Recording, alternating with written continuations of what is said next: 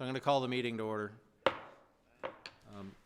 We are in order. The first item on the agenda is the minutes from February 3rd and February 4th. Let's take February 3rd. Is there a motion?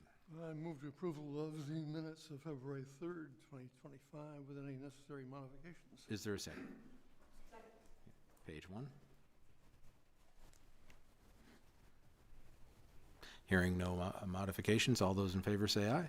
Aye. There are no nays. The ayes have it. February 4th. I move the approval of the minutes of February 4th, 2025 with any necessary modifications.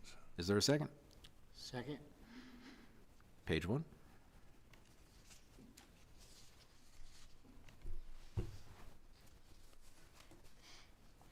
Page 2.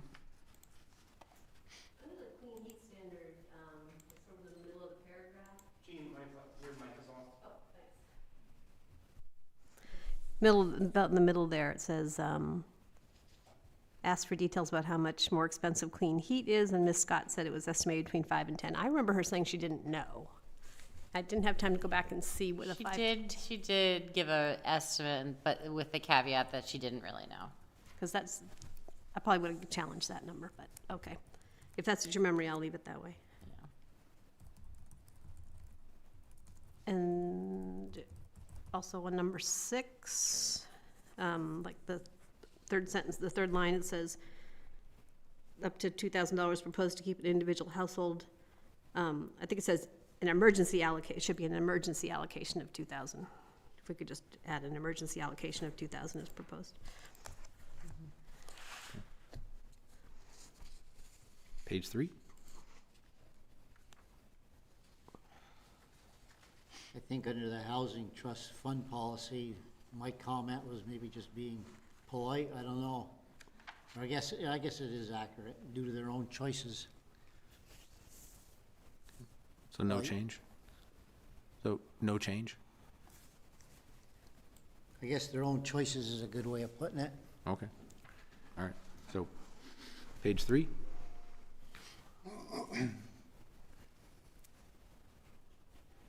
Page 4.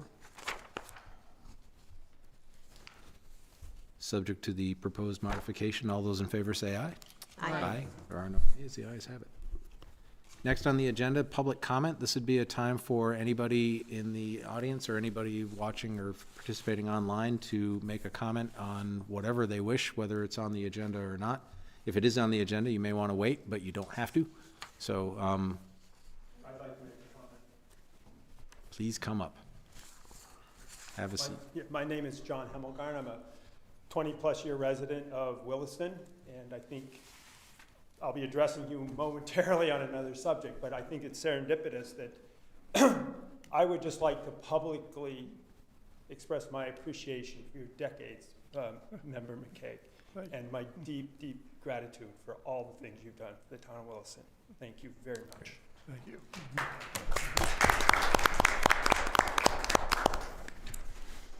Any other public comment? Eric, is there anybody online? Nope, not online. Okay. So that brings us to our next agenda item, temporary event permit, Catamount Outdoor Family Center. Eric? I'm going to connect Amanda from the Outdoor Family Center. Amanda, I'm going to make you a panelist. You can share your audio and video just a moment. So as I'm getting her connected, this is a gravel ride, temporary event that Catamount's proposed. You have the application and the staff comments in your packet. Staff's recommending approval with the conditions that staff has stated in the application. And Amanda from the Outdoor Family Center's on here and can provide a overview and answer any questions the board has. Great. Hello, Amanda. Hi there. Can folks hear and see me okay? Sure. Mm-hmm. Fantastic. I apologize. I did not realize that we were on the select board meeting until earlier today, and so I haven't had the time to review the comments that were listed when the agenda was sent to me, but happy to address any questions folks may have. Essentially, we're looking to offer a community gravel ride to kick off the spring and summer season. We're going to go through 5 different towns with 2 different route options. So one is a 20-mile route, one is a 50-mile route. And It's not a race. We're just getting folks out, exploring Vermont towns, and the ride is going to end at Catamount, where we hope to have a little shindig and hang out and just chat with our community. So we did have 2 updates that we meant to send to you before we got onto the agenda, but because we're here now, I just want to share those with you. So the original date for the ride was April 12th, and that was based off the snow and weather patterns that we've seen the last 2 years. With this last week's snowstorm and kind of record numbers at Catamount, we have decided that it is in everybody's best interest and safer to push the date into May. So our new proposed date is May 11th. It'll have better road conditions on those gravel rides and would pretty much reduce the hypothermia risk that we might see depending on the weather in April. So safer all around to push the date. And then the other change that I wanted to make you all aware of was that our original safety plan expressed that we would have volunteer pairs stationed at most intersections along the course. And we found out from some professionals in the field that was not best practice. And so the best practice is to use signage and essentially include GPS routes with notes that all the riders will have on their bikes when they're out going on the course. And so just mitigating risk, having less people out on the course tends to be safer and standard practice. So happy to answer any questions on those changes. But everything else listed in the safety plan, course routes, and event details remain the same. Great. Questions from the board? I had one question on the application that's a little schizophrenic. It says, will there be alcohol? Let's check both yes and no. We've had some formatting issues with those applications in the past. So the answer is yes, we will have alcohol on site. It'll be provided through a licensed vendor.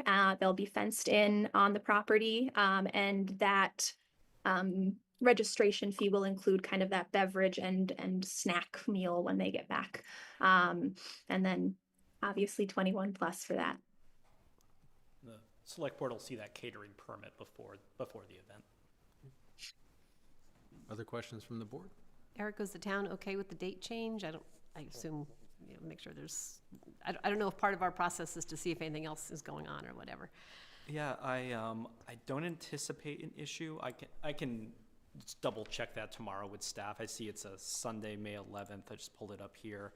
Some of our primary just concerns for them to be aware of were the conditions of gravel in the spring with mud season. So certainly that'll hopefully mitigate that risk with pushing it a few weeks ahead of time.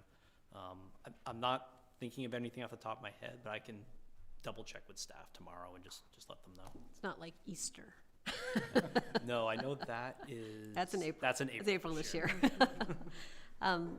And the other, and I see that the police signed off on it, but having 250 riders making a left turn from Governor Chittenden on a Route 2 all at the same time is fairly terrifying. So I assume that they will be on top of that. Yeah, I believe Amanda looking for police escort at the beginning, right? From what I read there.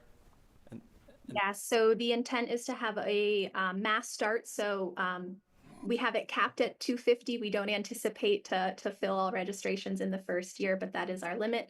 And that police escort will take them from Catamount down Governor Chittenden and onto Route 2. And then the riders will continue, I believe, on Kenyon Road from there. Just based off of the routes and the rider variability, we'd anticipate them to spread out. So upon the return, they would be in groups of probably 5 to 10, which would be no different than groups you'd see on a random day driving down the road. Any other questions? Okay. If not, there is a proposed motion. I'll move to approve a temporary event permit for the Catamount Outdoor Family Center Spring Gravel Ride with the amended date of May 11th and with conditions as outlined by staff. Is there a second? Second. Any discussion on the motion? Just very impressed with the use of the word shindig. Yes. All those in favor, say aye. Aye. Any opposed? The ayes have it. Motion carries. So, Thank you all for your time today. I appreciate it. thank you. Amanda. Next, library renovation and addition project design overview. Yes, just a moment here to get set up and we'll get ready for this presentation.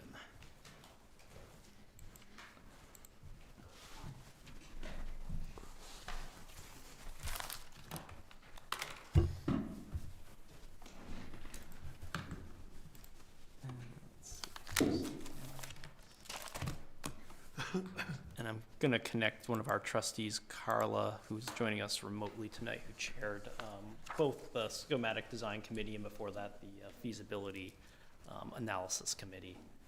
I can kick things off here. We've got another trustee here, Barbara, and I think someone else is arriving right now too. So good evening, everyone. This is an exciting step in this process as the town has been working on this for now just about 3 years as I look back at the timeline here. So I'll kind of kick things off with setting the stage, and then I know Carla and the chair, Charity Clark, who just arrived, have a couple remarks for the select board as we dig into this. So just where we are now, the trustees from the library have transmitted to the Williston Selectboard the schematic design for renovated and expanded library space. This project scope also includes elements to transform the town green where the library sits to promote increased public use and access. So as it says transmitted, proposing adjusting the name for this. Think about Village Vibrancy Project, Library and Town Green Transformation, creating updated community spaces. This is a culmination of over 3 years of planning and development with a focus on future community spaces for Williston, led by town volunteers with a focus on community spaces. We have professional guidance from our architect team from Black River Design based in Montpelier. In fall 2023, the Select Board accepted the recommendations from a feasibility and scoping study committee to pursue a library renovation and expansion in the village and a future community center space in the town's growth center. Then the schematic design committee, made up of community volunteers, was appointed by the library trustees in spring of 2024 to advance the project where it is today. As a reminder, funding for both of these study and the design work has been funded by the Select Board and the capital plan through American Rescue Plan Act funds, the last few capital cycles here. So the intent tonight, you'll hear an overview of the transmitted design and project estimate to the Select Board. And then I've outlined in the board in your memo, there's some key questions to discuss in the coming meetings after town meeting day. And since this is a substantive decision for the Select Board, staff's not seeking any final direction tonight on the project. It's an opportunity for the board to hear the presentation, ask any initial questions, and continue to have this dialogue in the next month. So a few things to be thinking about for the Select Board to decide as part of this moving ahead. Does the town wish to proceed with this project in the near term? And if so, is the scope as transmitted what the town wishes to proceed with? If there are components the Select Board like adjusted, those should be transmitted back to the library trustees for some further discussion. And just a reminder, the green itself is owned by the school district, and coordination will need to occur there as we move ahead. And the district's been engaged throughout the design process these last couple of years. Then also thinking ahead, if proceeding with the project, the target timeline to warn a future bond vote for public financing, and we'll talk a little bit more about that after we go through the design elements here. But I'll pause there with kind of just resetting where we are in this process, and I think I'll turn over. I know Charity, Carla, did you want to address the Select Board now, or wait till after the overview? Maybe after. Sure. I will turn over to our team at Black River Design to walk the Select Board through. Good evening. Again, my name is John Hemmelgarn with Black River. I'm ably assisted by Heather Mooney from my office. As Eric mentioned, we've been working on this project for a number of years now. As Eric mentioned, there was the initial feasibility analysis study that we did, and we presented to you, I think, right around Halloween, a year and plus ago. And I would just remind everyone a couple things that we really learned from that study in terms of the library project. One is that the Dorothy Alling Memorial Library is near and dear to an awful lot of people in Williston. And that those people made it very clear that they wanted the library to stay in the village center where it is now. The problem with that, of course, is that it's on the town green. And we've identified the concept that as we presented, that we're at least doubling or more than doubling the size of this library. And that takes up some space. So as we show you these images that we're about to on the screen, I would just ask you to remember a couple of the goals then that we've kind of had in place as we've gone through this process. One is that we really have been trying hard to reduce the visual impact of this large addition on the green. We also recognized that there were some traffic safety issues there, particularly as people were backing out of the parking spaces in front of the library into the traffic that was headed to the school and to all the community park and all those activities behind there. There was a need for increased parking as well, which is in stark contrast to the idea of trying to preserve the green. We also wanted to, as we put this addition on, make it so that you could actually have some sense of it from Williston Road. And finally, that we wanted to provide a clear and accessible entrance. So as we do that, we wanted to start here with some images of this. Well, actually, we should go back to the site plan just to give you a little bit of a background. So the red outlined portion of the building that you see on the screen is the existing building. So the main entrance is in the lower right-hand corner there of the existing building. The blue outlined, or maybe that's purple, I can't quite, blue, is the proposed addition. And as you can see, it connects the two wings that extend to the rear of the building now, making it so that there is a circular circulation path in there, and it fully encloses the courtyard that you can see there. In addition, there is the parking along Library Lane is gone. There is a fairly large parking lot to the rear. There's also parking over towards the schoolhouse on the other side of the road, and some modifications to the green, which we'll get to in a little bit. And the other thing that you don't see on here is a late addition to the project is the concept of a left turn, a second exit lane at that far end of the loop around the loop. It tends to be a real congestion point at the end of the school day, particularly. Now, there's a reason to support the whole project. I'm trying to get that done for years. The estimate. So that's an overview of what we're looking to do. And what we wanted to do is show you some pictures, some images we have of the building that start to address some of those issues that we just mentioned. This is looking from the sidewalk along Williston Road back towards what's right now the children's area on that end of the building. And the addition is to the far left there on the back side. And that's a full 2-story addition.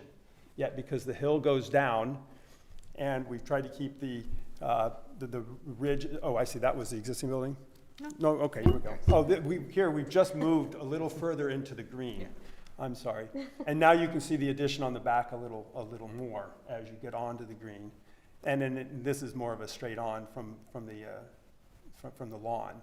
But again, the roof pitch or the roof peak is essentially the same elevation as the existing roof. So it's not a taller building. It's not going to be looming over top from the perspective. It's not going to be looming over the top of the existing building from Williston Road. Is that open space before the building drawn to scale? Yes. Yes. It is. And then we've got a couple other images. So this is as you go around towards the parking lot and can see the building that we're proposing. Again, we're trying to keep the eaves down on that side of the building that face the green with some dormers that create some of those smaller, more intimate spaces on the inside that everyone also identified during that first study that they liked. There's the entrance that you can see, and there's the straight on look at that entrance. So We do want everyone to recognize perhaps that this building is the 2025 or 2026 addition to the building. But we think that this still is fitting with the scale of the area, other buildings in the area. We have to remember that the school auditorium is right across the street from this. So there is a taller building here in the neighborhood that is also brick.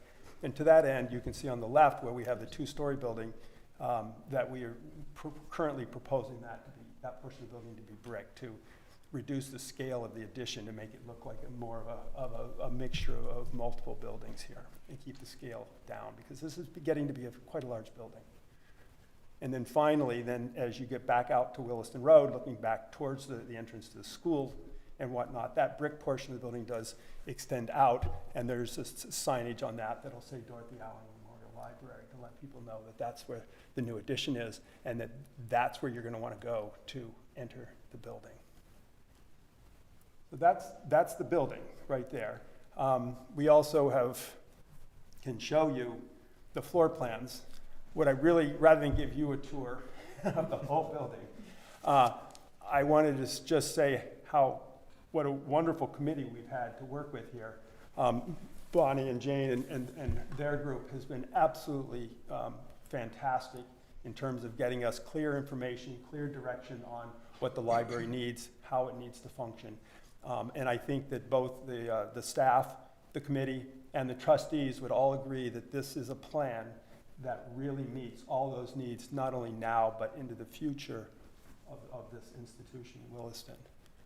You can see that, again, the loop. One thing we might mention is that show where the front door is here that you saw before, is right in there, into the lobby, the circulation desk. To the right at the bottom there is half a flight of stairs that goes up to the existing floor of the adult collection area. And then, because that's a half a level below, then there's another floor that's up above. It's another partial level above the existing floor. And then that's all of the expanded collection areas there. Some nice seating areas, some public meeting rooms. We should mention on the first floor as well that the area on the upper right-hand corner there, that the green areas is the community event rooms. And it's able to be divided into two, or with an operable partition opened up into a single space for larger activities. And that's, I think, very important. The amount of programming that this library puts out, it makes available to people is actually astounding compared to most every other library in the state. Would it be possible to use that green space as like a community senior center? I'm sure that they would be available to call up and reserve that space with everyone else. I'm not sure how that would work to kind of permanently put that in there, because it may conflict with other activities that are happening, but certainly it would be available to those The folks. South Burlington Library has a special area just for the seniors Mhm. to be able to meet, Yeah. with a kitchen on the side of it. Right. So, and then the other thing you can see on this is in the yellow area there, just to below the lobby, is a connector that's up at the upper level of the existing floor to allow you to come in the front door, the new front door, and kind of come up the stairs and then cut directly over to the children's room instead of having to take the entire loop all the way around the courtyard, which is nice, but I'm not sure it's what you want to do with your 2 and your 4-year-old in hand. So in any event, that's what we've got. There's lots of functions here. We've kind of talked about that before. We also have a couple of interior sketches here of what it might look like in the lobby as you walk in the front door, with the stairs up on the left and the desk on the right. This is the area where the current stacks are that have been moved out, and this is where the new collection and reading areas will be. There's a little fireplace right there on the right by the window. And then finally, I think this is up near that large area of glass upstairs, where we would have a vaulted ceiling in there. It'd be a very wide open, spacious portion of the library. I think, is that it? Mm-hmm. That's it. So that's the building. That's, again, we worked through with the committee with lots of time and effort, lots of community involvement. And we took then a set of drawings that reflects this building and gave it to our cost estimator. And he came back with a very detailed estimate. This is this is the very beginning of probably what would be about 8 or 9 pages of line items like this that go through general conditions, it goes through concrete, it goes through, you know, how many dumpsters he thinks you need for the demolition. Then he divided it into the addition, so the new construction areas, and went through, you know, concrete and steel and wood and cabinetry and whatnot, all the way through mechanical, plumbing, et cetera, electrical, lights, and then did the same thing for all of the renovations. And when we get to the bottom of that, I can't read the screen there, so I'm going to look at this. It gets there to about $9.77 million. On top of that, we included, then there's another $1 million of things like liability insurance and contractor markups and whatnot, which comes to a projected construction amount of 10.88, almost $10.9 million. That's a great place to start. And again, that's the number that if we put this out to bid right now, we would hope to get that bid from a builder. There are other costs involved with any kind of a project of this scale and magnitude that we need to budget for now. We refer to those as soft costs. Again, I don't want to go through all of those here, but you can see that 10.88 or 879 number we had before is now the top number of this spreadsheet. And we add things like contingencies in case this estimate isn't exactly right, which we know that it isn't. Then this gives you the ability to move ahead with the project, even though perhaps it was $250,000 more than that or something. Sorry, John, my head always freezes up when I can't make the numbers work. So Yep. the thing we have here says the 10.879 already includes the site and everything. That's not what was that what you, I thought that was just the building. I'm sorry, the building and the site, the construction. Everything. Yeah, okay, I'm sorry.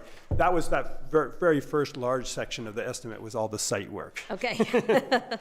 And So- no contingency in that? There were no contingencies in that, and then we put that on top of this. And, you know, again, It's in the there's site plan. contingency there generally is for 2 reasons. One, in case that estimate isn't correct, which we know it's not, and also for costs that come up during construction. We all know that those things happen, especially on a complicated renovation project. We have a number of items in here that are placeholders for now, and that we're going to be working with Eric and the folks at the library to streamline these as we go through. But they are, I think, for now, reasonable placeholders. Before you would be asked to do any specific warning, we would certainly have a firmer number on there for these things, such as the asbestos abatement. We know there's little bits of asbestos in the building, and we're going to have to get rid of it. In addition, there's things like paying for the architect and the engineers. There's a permit required, public safety permit, which goes up, I think, every other year. And so it's going to be, for this amount of construction, almost $90,000. There's oversight, clerk of the works. We would recommend that you hire someone to kind of be there on a very frequent basis during construction to make sure things are going as there should be. There are, you have to test the concrete and things like that. You have to, in this case, we'll be moving the library here and there and back and forth, and there's going to be some costs associated with that. We try to think of as many things as we can to get it into this budget, because otherwise you end up having to pay for something and you say, oh, oops, we didn't budget for that. And again, my experience is very great with these kinds of projects, both schools and other public projects, and this is a pretty comprehensive list. There's a couple other big numbers on here. The builder's risk insurance is an important one. Insurance is important. And then there's the furniture. If we're doubling the size of the building, we're going to have to probably put in some new bookcases and sofas and chairs and tables and whatnot, and meeting rooms and all the tables and chairs for that community space. So then there's a fair amount of furnishings, equipment in here. So that, in the end, brings us up to a total of $13.45 million, roughly. $13.5 million in very round terms of what's being proposed here. Again, some of these numbers need to be fine-tuned a little bit, but I'm pretty confident that this is a budget that we could work with to provide essentially the building that we've just shown you. The last thing I would mention is that these numbers reflect an assumption that this building the construction would start on this building in 2026, probably in the fall. And we need some time after the funding is approved for us to actually do the drawings and whatnot. So that's a fairly quick turnaround right now. And if it goes beyond that, then we need to start thinking about what we want to make assumptions for inflation for construction costs. So just something for you to understand, that the longer we wait, the more expensive a building gets. And I think that's something we all understand intuitively. But I just thought I'd put it out there explicitly.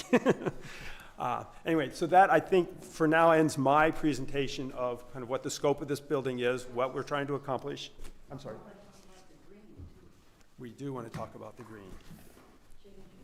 Thank you. So if we go back to the site plan, we did feel this was a really good opportunity, as I think I've mentioned to you earlier, in previous meetings, to make some changes and modifications to the green. At our last presentation, we heard that some of the things that we were looking at, kind of activating it closer to the road, may not work very well because of the road noise. We've also been back and forth multiple times with the town band to try to come up with a solution that I think works for them, and that has also happened. So we are looking to relocate the band. Oh, no, we're not. That's an alternate. That's an alternate. So we've got a plan here that could, thank you, this is why I really rely on Heather quite a bit. We can move it if we need to, or if everyone felt that was the better thing to do, or this plan would also accommodate leaving it just where it is. We have tried to add some of the walks, as you see here, kind of a loop through the green to make it a little more accessible to folks to just stroll through the green or cut diagonally across. I think that's going to help access to the library as well. There's a nice activated area here now away from the road, which could be a little performance space. You could have a musician set up there or whatever you wanted to do there. I think that the options or the possibilities are endless when we have, with the creative people that we have in our area to figure out how to really use that. And with the parking here and I think a way to use the green, I think in more active ways, I think that's going to help the schoolhouse become a little more familiar to everyone as well. Then I think the last thing I would mention in this respect is if we go back over to the library plan, or the area, the library portion of the site plan, is that there's a fair amount of kind of seating areas and little activity spaces that are going to be predominantly for use by the library. But I think by creating outdoor spaces that are part of the library plan, it's really going to make the library feel like a part of the green, instead of taking up the green and taking the green away from perhaps what it does now, but it really becomes part of the green, and that the activities are happening all around the library. So, anything else I missed, Barbara? Thank you. So I think I'll wrap that up. I've already done too much talking, so. Okay. And I can just kind of round out the financial overview in your memo, and I shared this with the committee as well. Certainly these numbers are not final numbers. These are giving you an idea with this scope what our professionals feel the cost would be with a professional estimator and the soft cost is projected right now. But just to put it in a little context, say the town sought bonding approval for a $13 million project.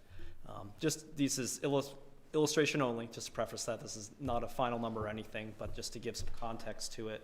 If you put variables in, like say it was a 25-year bond, it was a 4% interest rate or coupon rate on the bond. Everything was financed through a bond sale. We are poised to do a capital campaign feasibility analysis once the scope is finalized. need that before you can do the prospectus for the capital campaign feasibility. That would be the next step for this spring. But assuming everything was financed with debt, the payment in year one would be about $890,000.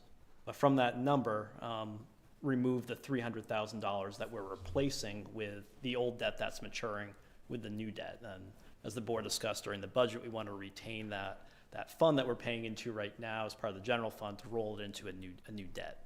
So if we decrease that from the new debt for this project, the new amount to raise, using this example, would be about, about $825,000 was for a $13 million bond. That would put it at about $524,000 with this illustration. If you're thinking about a tax rate to just raise that through taxes, it's about 2.4 cents. For our median home benchmark, that's about $73 a year or $6 a month. These are far from final numbers. This is a preliminary just illustration to put some dollar context to it. Shirley and I chatted with the bond bank preliminarily about this. We feel at the time it's forward with this, a bond sale through the bond bank is the best financial vehicle. They also have a program they told us about for the energy efficiency components of this. This is designed using heat pump technology and replacing all the existing HVAC as well to be a very energy efficient and renewable building. So they have a program with a 2% fixed interest rate over 10 years for that component. So they can give us a more refined estimate of what they're seeing for projections for potential rates, kind of thinking about this component as well and layering that into what the debt service looks like. So all is to say, these numbers are very much an illustration. I don't want anyone in the community to think this is a final number or anything at this point, but it just gives a little more context because, certainly that's a large number. But the town has spent several years since the town has had a large public infrastructure investment. It's been since the Public Works Garage was 2014 or so. So it's been about a decade. And a decade before that, the public safety buildings. So that's what I have on that for this evening for the board as you look at these different elements. A large project like this in a village district, it's versus, the town growth center is going to be a big difference, with traffic and everything else. I think we looked at that with the engineers on the project. Yeah, so part of the parking and everything was designed over that traffic flow discussion. Is now a good time for me or Yeah. I have a question Yeah. for John, if you want to do them all at once, or, Did you have a time commitment? Do you want to? No, I'm not. Okay, all right. Do you want to ask your question? I think so, while they're sitting there? Yeah, sure.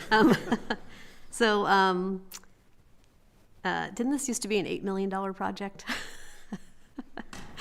You have a spreadsheet for that.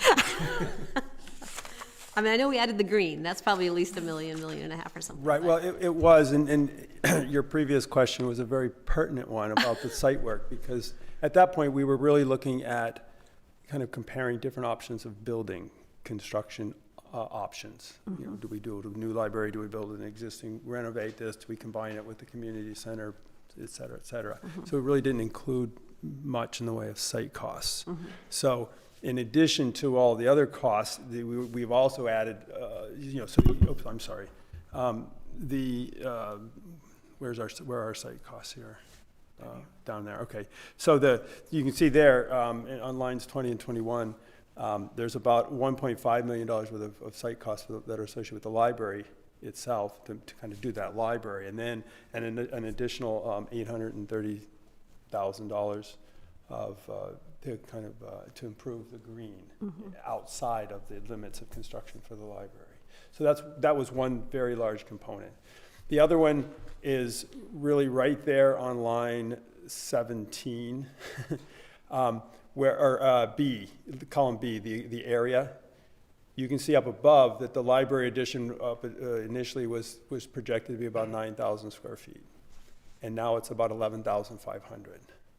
So that the size of the addition actually increased significantly once we got into a little more detail about what this building needed to have to serve Williston into the future.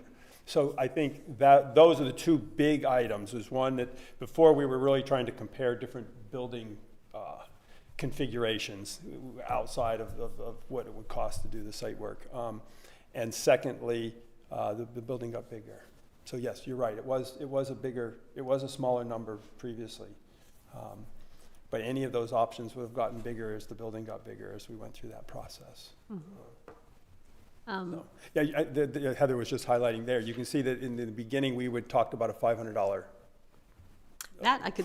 per square foot. Yes. Back in 2023, and in the end, it really was only 524 a year and a half later. So I think that's actually pretty reasonable. Right. And trying to project renovation costs when you don't know what the scope and the depth of the renovations are is really. Yeah, that library's not that old, though. No, If you were a it's 1960 not. building, you might have Right. more contingency. Right. but- So, but we, again, they came out almost exactly to be about half of the cost of new. So I think, and that's a pretty reasonable number in my mind. Just while we're talking money, I'm a little sensitive to, if you said the fall of 26, and I'm a little sensitive to big construction equipment operating within 25 feet of a school while school's in session, so that might be a risk that we might not be able to start Again, until the we'll fall have and to. summer. Yeah, We'll have which is to more kind of- money though, right? So, Right. yeah. We have to kind of figure out what is the best time to try to do that. My experience with schools, though, is that the construction doesn't bother the students. They love The it. faculty The teachers are about, usually yeah. impacted more Right. than the students. But we do need to be careful, and we would have to set up protocols and whatnot for, I think traffic flow is bad now. if traffic flow is bad now. And we would certainly restrict access to the site for the contractors in terms of delivery and coming and goings at certain times of the day. But yeah, it makes it harder, and that also increases the cost a little bit. So to be doing it here, but again, go back to one of the very first things I said. We heard loud and clear that this library was desired to be where it is now. Absolutely. Great.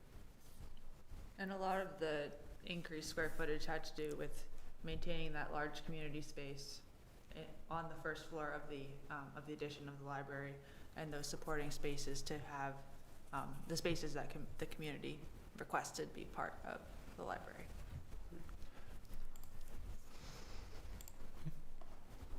Okay, great.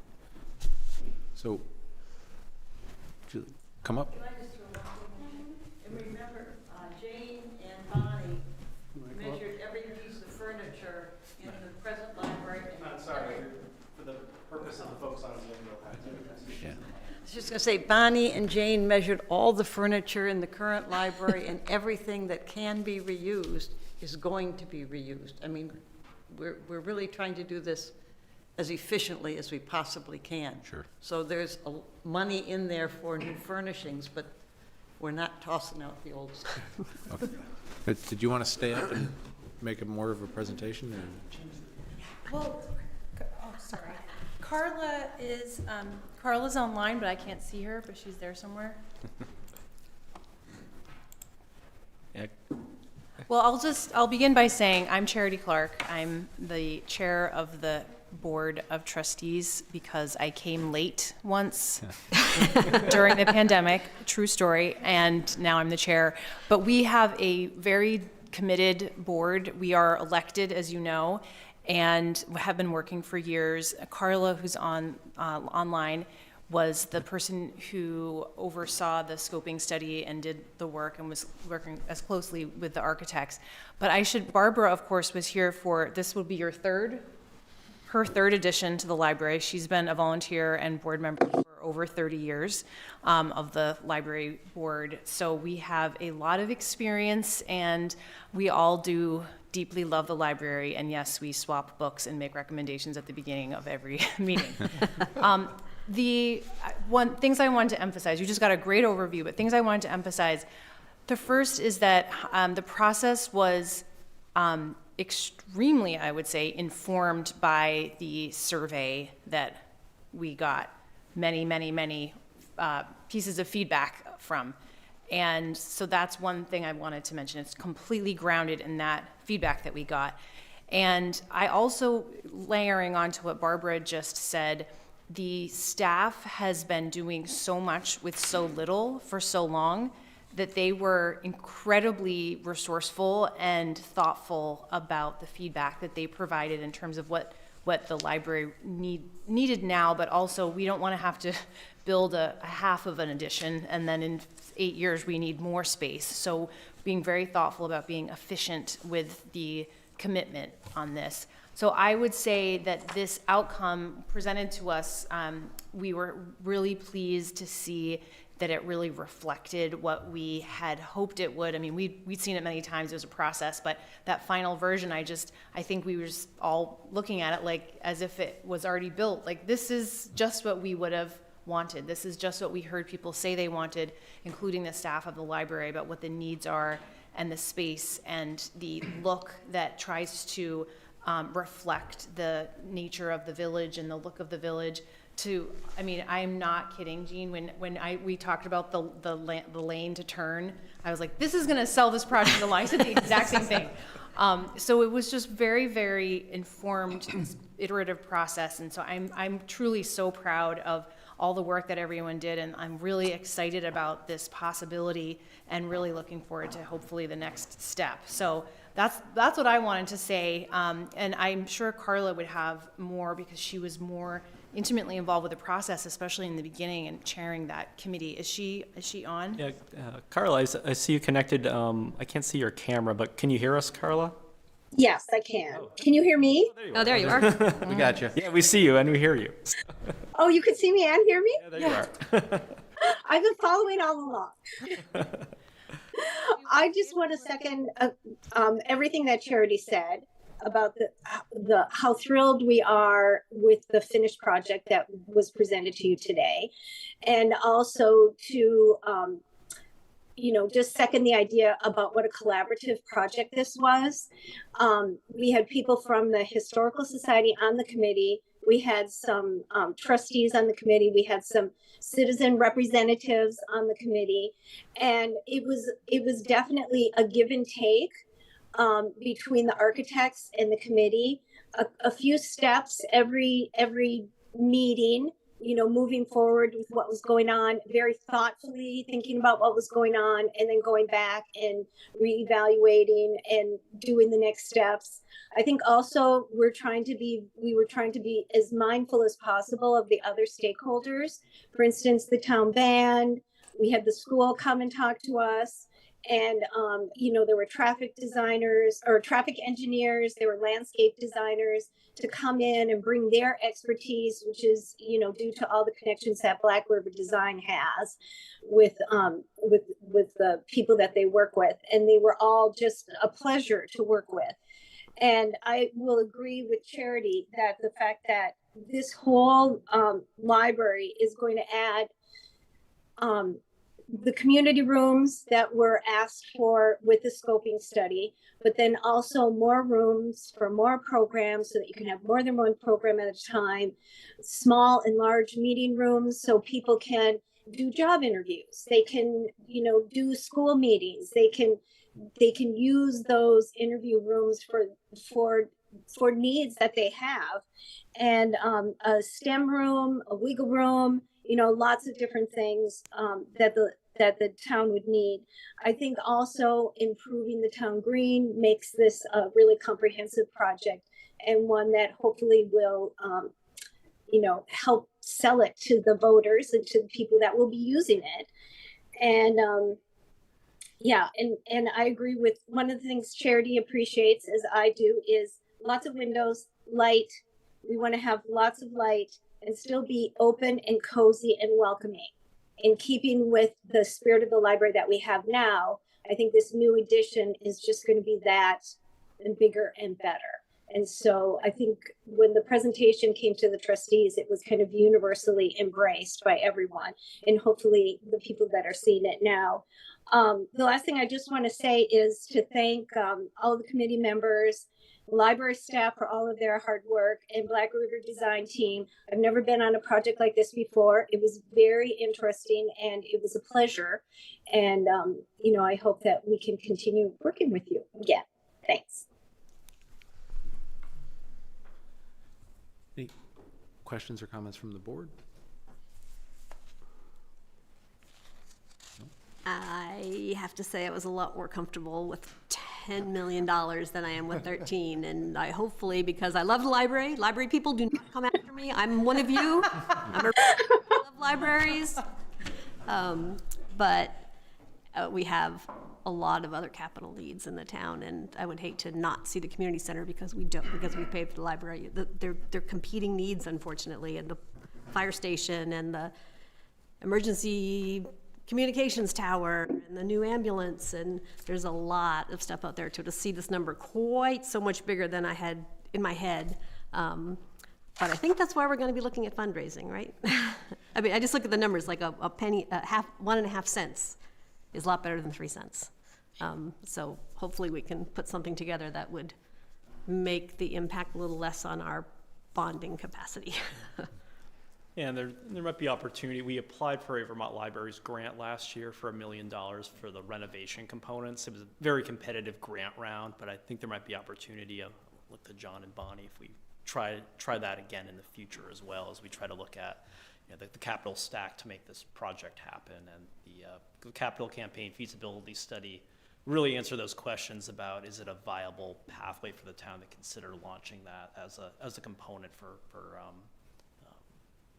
fundraising component of this overall project.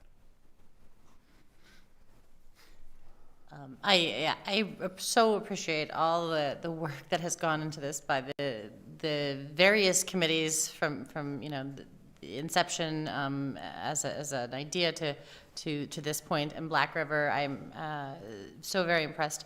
Like Jean, I really look forward to a robust capital campaign, and I have faith that there are folks out there who will appreciate the revolutionary place that a library is, and now more than ever, and that will come out to support this really needed space and community center.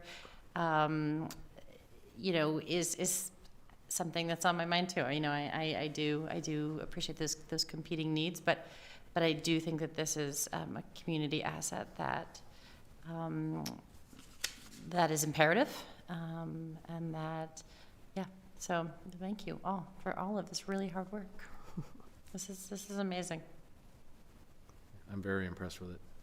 So there's no formal action required, but we've been giving feedback as we go, but are there other comments or feedback that we would like to present tonight?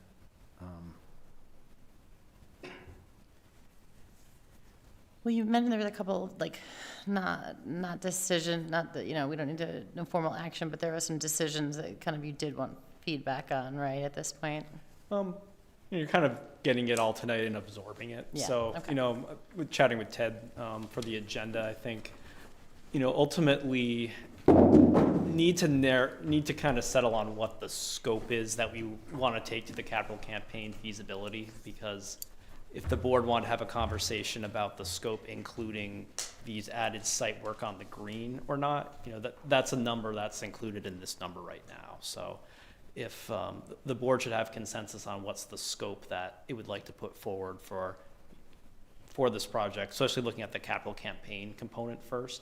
And it's always something you could revisit. You could say, okay, if we see there's feasibility for a capital campaign and the town decides to launch it, and then kind of see how that goes, and you can refine the scope at a certain point before a bond vote. But also thinking about if you're kind of looking at a scope for a capital campaign, you don't want someone donating to that campaign and you change the scope on them either. So I think there's got to be some clear direction there on what this is looking like, and it just has to really be articulated well so people understand what the goals are. So all that being said, it's you've got a couple updates. This is the transmitted design for you. And given this is a big decision, and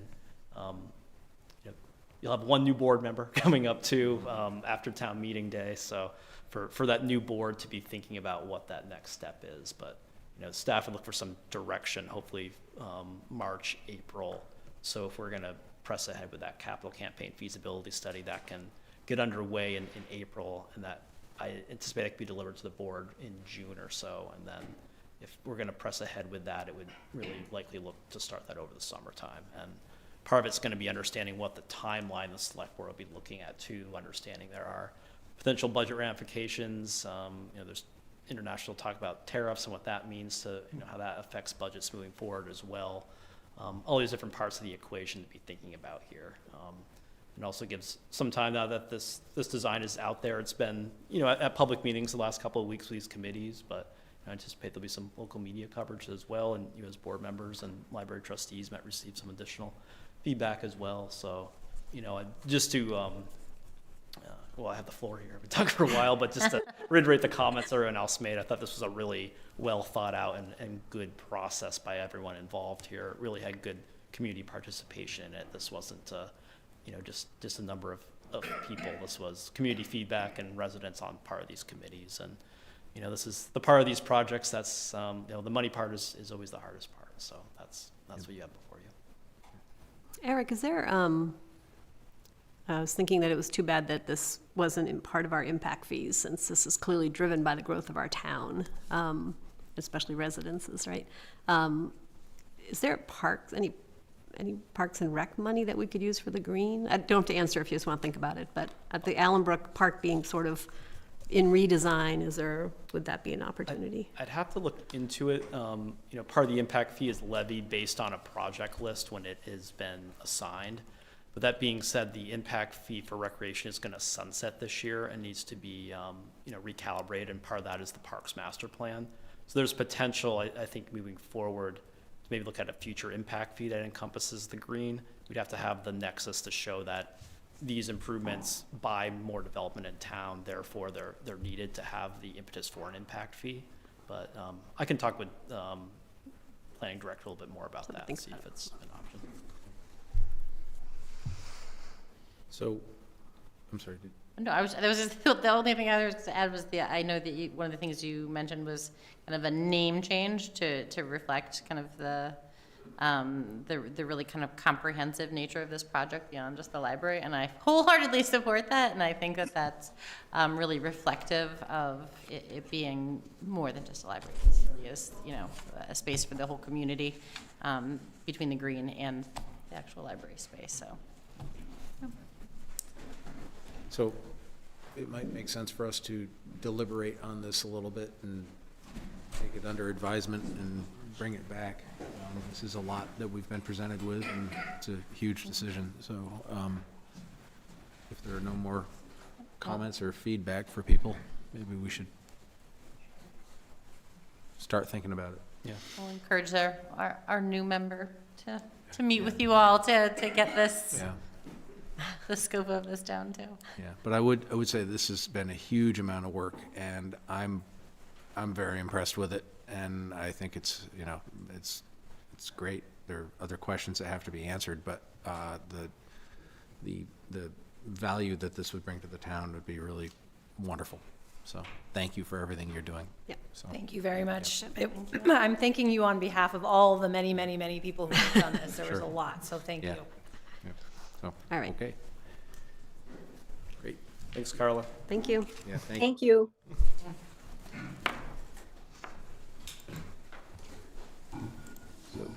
That would bring us up to the next item, Town Plan 2025 Initial Framework Overview. I will turn this over to our planning director, Matt Belanger, and the members of the planning commission here this evening as well. We've got a presentation Matt will go through, and similar to the last presentation you received, this is an overview. This is extensive work for the board moving ahead on the town plan coming up. Matt will hit some highlights this evening, kind of where the planning commission is in its drafting, and this is an overview of the initial framework, and Matt will have some checking questions. First time you're receiving this evening as well. This will be an ongoing conversation for the next into the spring and summer. So, Matt, I think I need to make you a host here, or a panelist.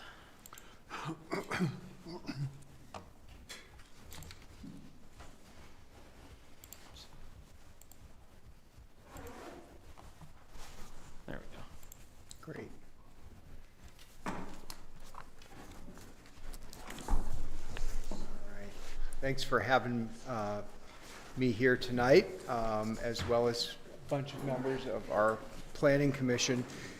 And I want to start with one more thank you, which is to the staff in my office, Emily Heyman, Melinda Scott, and Hannah Hartman, all of whom contributed greatly to the effort of getting this interim draft over the goal line and into your hands and field of vision tonight. It's been a tremendous amount of work. As you know, we're one staff person down as we recruit our conservation planner, and this work was all done in that environment and done well. So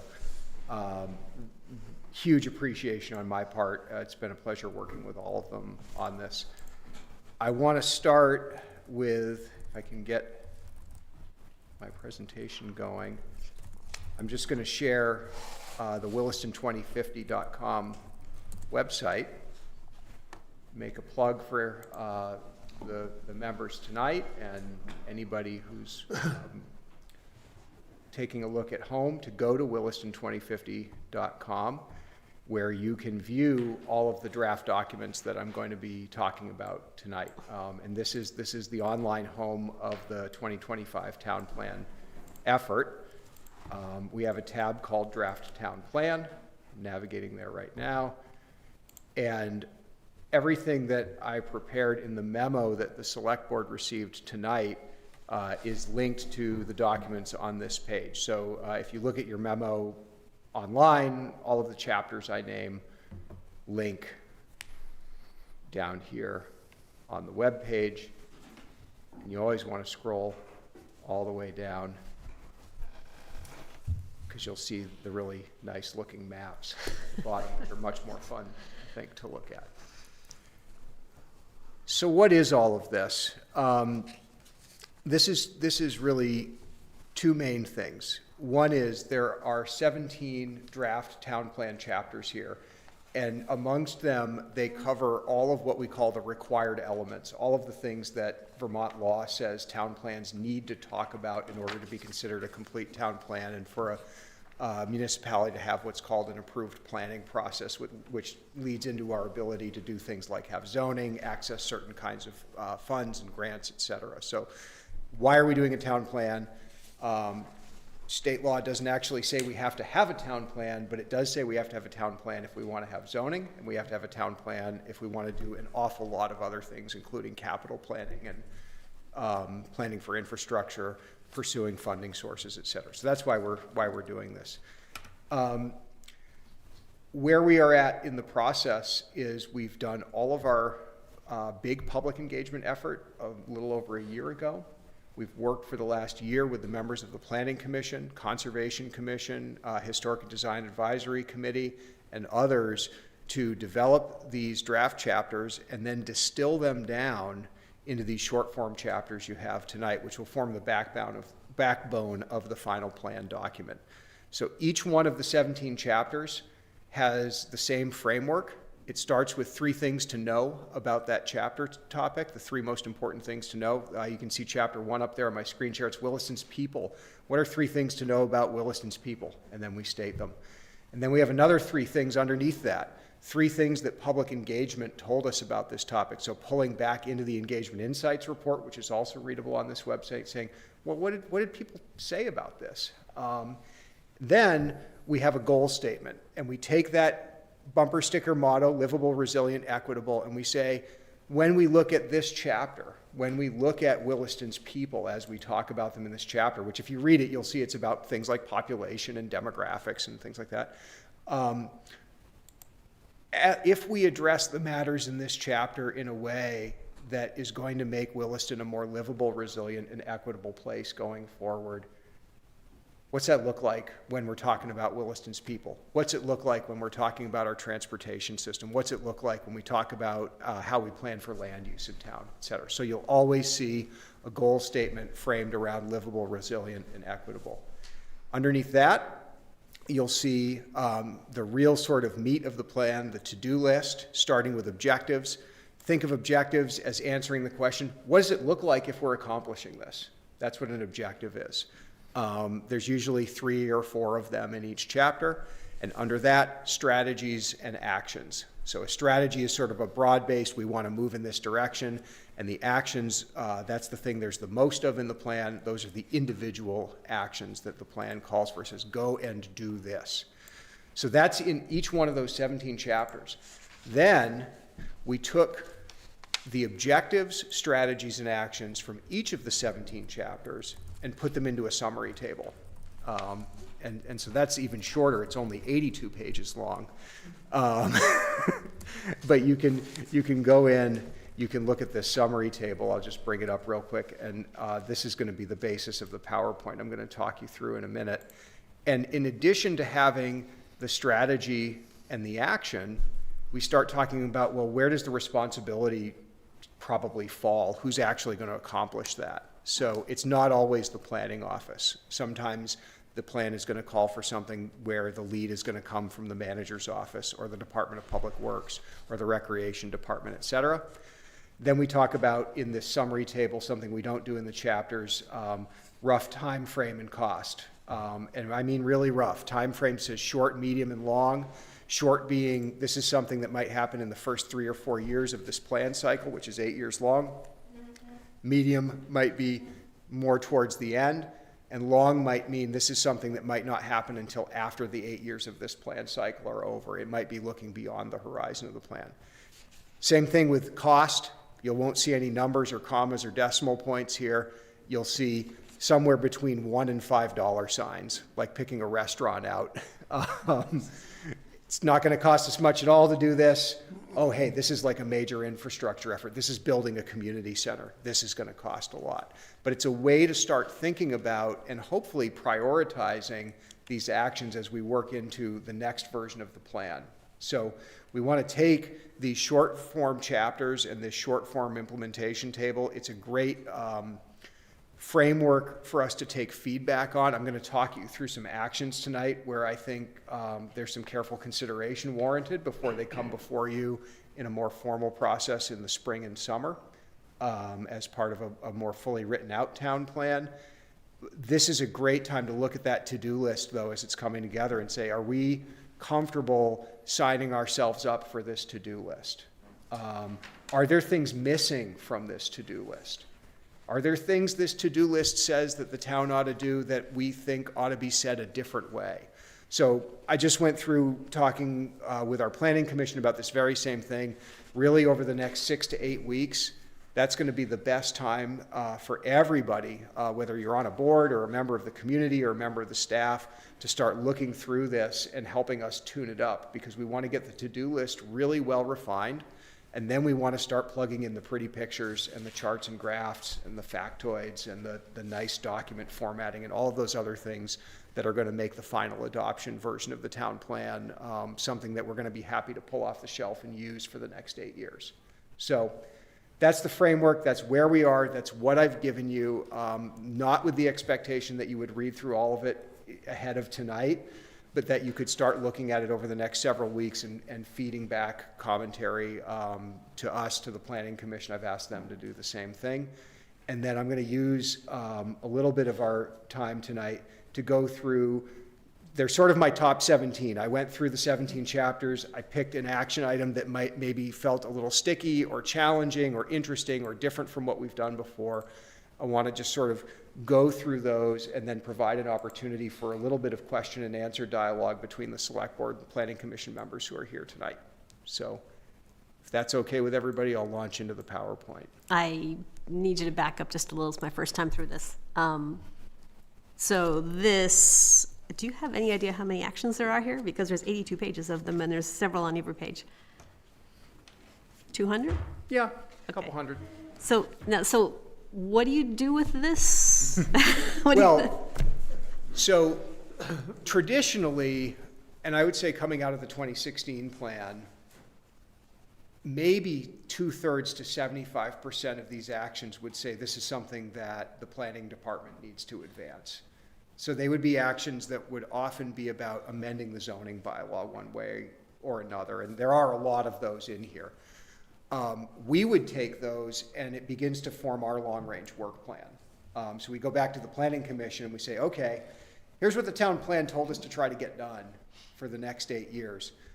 Let's start thinking about how we achieve that. So it would begin to inform what kind of grants we write, what kind of help we ask for from the Regional Planning Commission. It would inform our outreach to other departments. And hopefully when we bring you as the select board back one of those zoning bylaw amendments and you say, well, why are you doing this, guys? And we'd say, well, because you told us to when you adopted the town plan. That said, there are actions that fall to other entities within the town. We did try to focus all of these actions on things that the town could do. Past town plans called for a lot of improvements to state transportation facilities, and then said, well, the state's going to do it. So, well, we can acknowledge that the state has an improvement plan, and we want to know what they're up to and coordinate with it, but we aren't really assigning them anything just because we put it in the town plan. I guess I'm just, and this is, I'll let you get to your presentation. This is just me looking at this list, thinking, what a beautiful wish list that the town can never afford everything in here. And so I do feel bad. A couple times I've been sitting here and someone said, but it's in the town plan, how come you're not funding it? So I'm a little hesitant with some of these things on here that, I don't know, it's something I'll have to think about, or how I reconcile that. And also, I won't be sitting here in 8 years, and so I'm kind of passing on a big responsibility to a different select board. So anyways, I had a little, that's why I've got 82 pages printed out, because wow, this is fascinating. And don't get me wrong, whoever did all this work, the groups of people who did all this work gave it a lot of thought, and it's clearly people who are passionate about a subject all consolidated into a document. So I know I understand it, but I also am a little hesitant to, anyways, that's my thought. That's exactly the point of having a conversation like this early, is we do want there to be some congruity between what the plan directs the town to do and what the town is willing to do, what the town feels it's capable of doing. And so you want to dream a little bit in a town plan. And you're also not, signing your name over to an annual budget when you adopt a town plan. Right. But this is the great time to have that. Are we really, is that next select board really going to be able to afford that? Is a great conversation to have. Because I think when the action items in the town plan are realistic and achievable, and you start making progress on them, that just feels and works a whole lot better than if there's a lot of pie in the sky. Yeah, that's and at the same that's a really good way to time, put it. Yeah. You might be having a conversation, say, well, gosh, if we adopt this, we really are committing ourselves to working on something that's different or more expensive than we've been willing to fund in the past. Maybe we are asking that future select board to stretch a little bit in a different way. So exactly the dialogue I'm hoping that this kicks off. Yeah, I have no problem with dreaming. I would just like to be able to make sure some of it's phrased as dreaming versus urgent. But that's my first pass. So. Great. Ted, sorry, excuse me. Shayla, the co-chair of the Planning Commission, she wanted to comment on that last question. Do you recognize her? Sure. Shayla, I'll just I'll connect you here. Oh, where are you now? There we go. I unmuted you, Shayla. Wonderful. So just, I think it's a really, really great point, and I do want to, again, just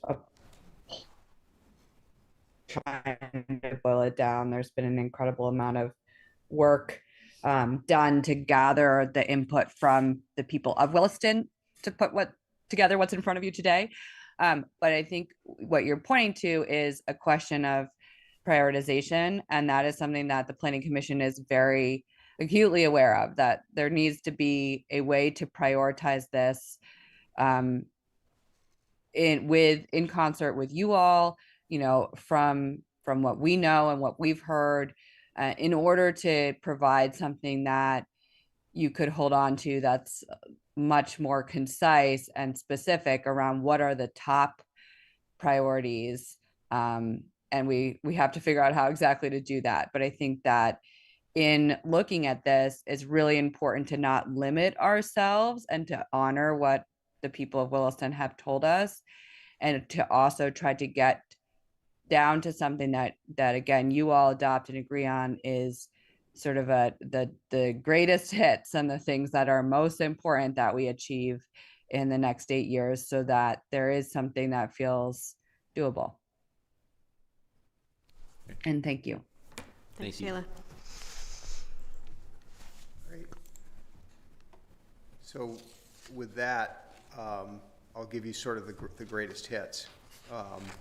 And if this does nothing else but encourage you to read that big giant table and see what other ideas are in there after you see some of these, then we'll have started to achieve our purpose. So I went through last week and just went through all 17 chapters. I picked one thing out of each chapter, screenshotted, and highlighted it.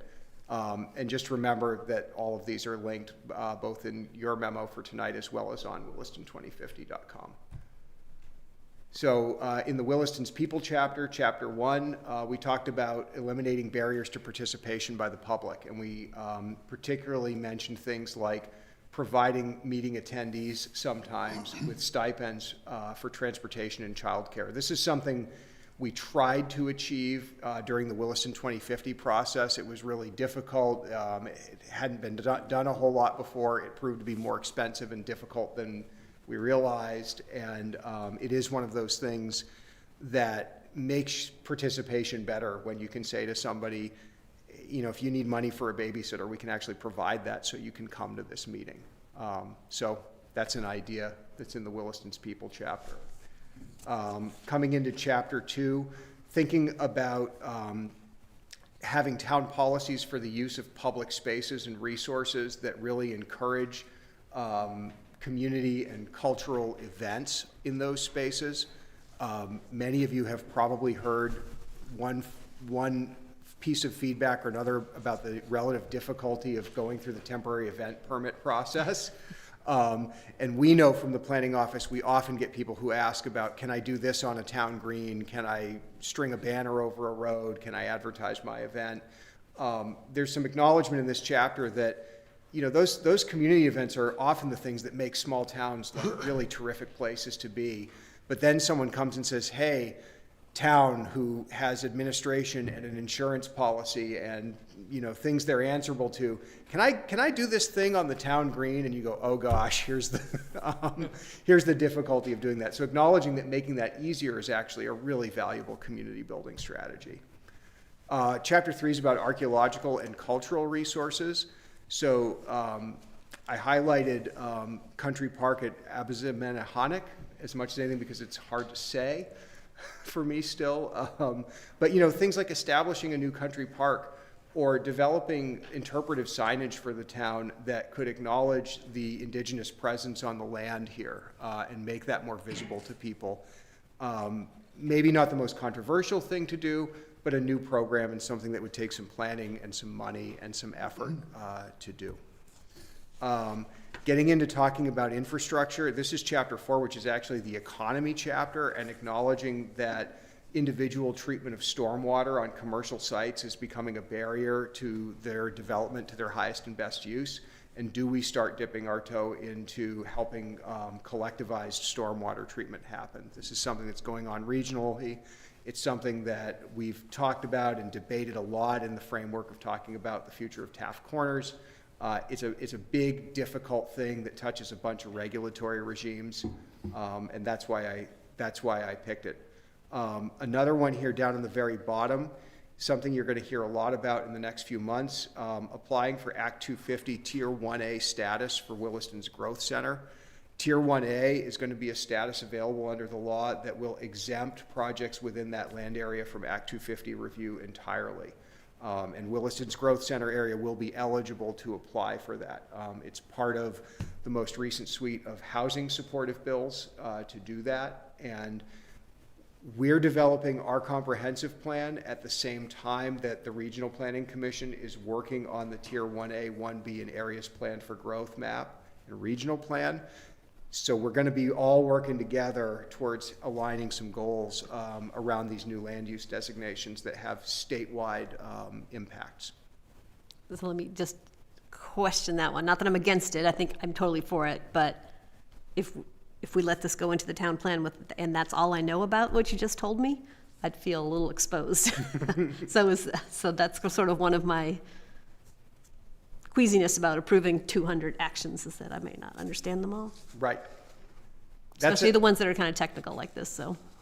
Yep, that's actually a relatively big one, but it's one we'll have a chance to say something about in the plan with a lot more background information. That's why I highlighted it, because someone says, wait a minute, no Act 250? Isn't that our safety net of bad things, not being developed in Williston? Well, if you have really good planning, no, your local planning actually does a good job, and that's why the law changed there. Yeah, I mean, that's why I'm saying I don't really have a problem with it. I think it's the right thing to do for that part, but that and other things that might have technical bends that I'm not an expert on, maybe that'd be my feedback. It's like, I would like to make sure this is fleshed out a little bit before in the town plan. Yeah, definitely. Okay. This was an interesting one. This comes from our chapter on education and childcare, talking about is there a size of business that would come to Williston where the zoning should actually require it to provide a childcare facility? We require people to provide bicycle commuter facilities like showers and lockers as an element of our land use regime. We don't require anybody to provide childcare. Is that something the town should think about? It's pretty heavy-handed regulation, but it's a pretty big need. So I think the state's going to fix that for you. Addressing equity issues in rental housing. This is from our housing chapter, and this talks about exploring just cause eviction. Something that a few communities around Vermont have looked at. It's tended to be controversial everywhere it's come up. Not something Williston has dipped its toe in at all. But I like the use of explore. Right. So some of these are going to say explore, research, or evaluate, and some of them will say do. Yeah. And that's very intentional which of those you pick. If you want to study something and know more about it, it's great for the town plan to call for that. If you really want to do it, it should say you really want to do it. Yep. So is there a distinction between consider requiring in-house childcare and exploring just cause evictions? Consider versus explore? For the most part, I've tried to stay away from the word consider, because somebody can say, there, we thought about it. Now we can check it off the list. So if we're finding that word, typically I'm going to say something more like explore or evaluate and produce some kind of piece of work for the record that says we decided we should or shouldn't do this and here's why. So.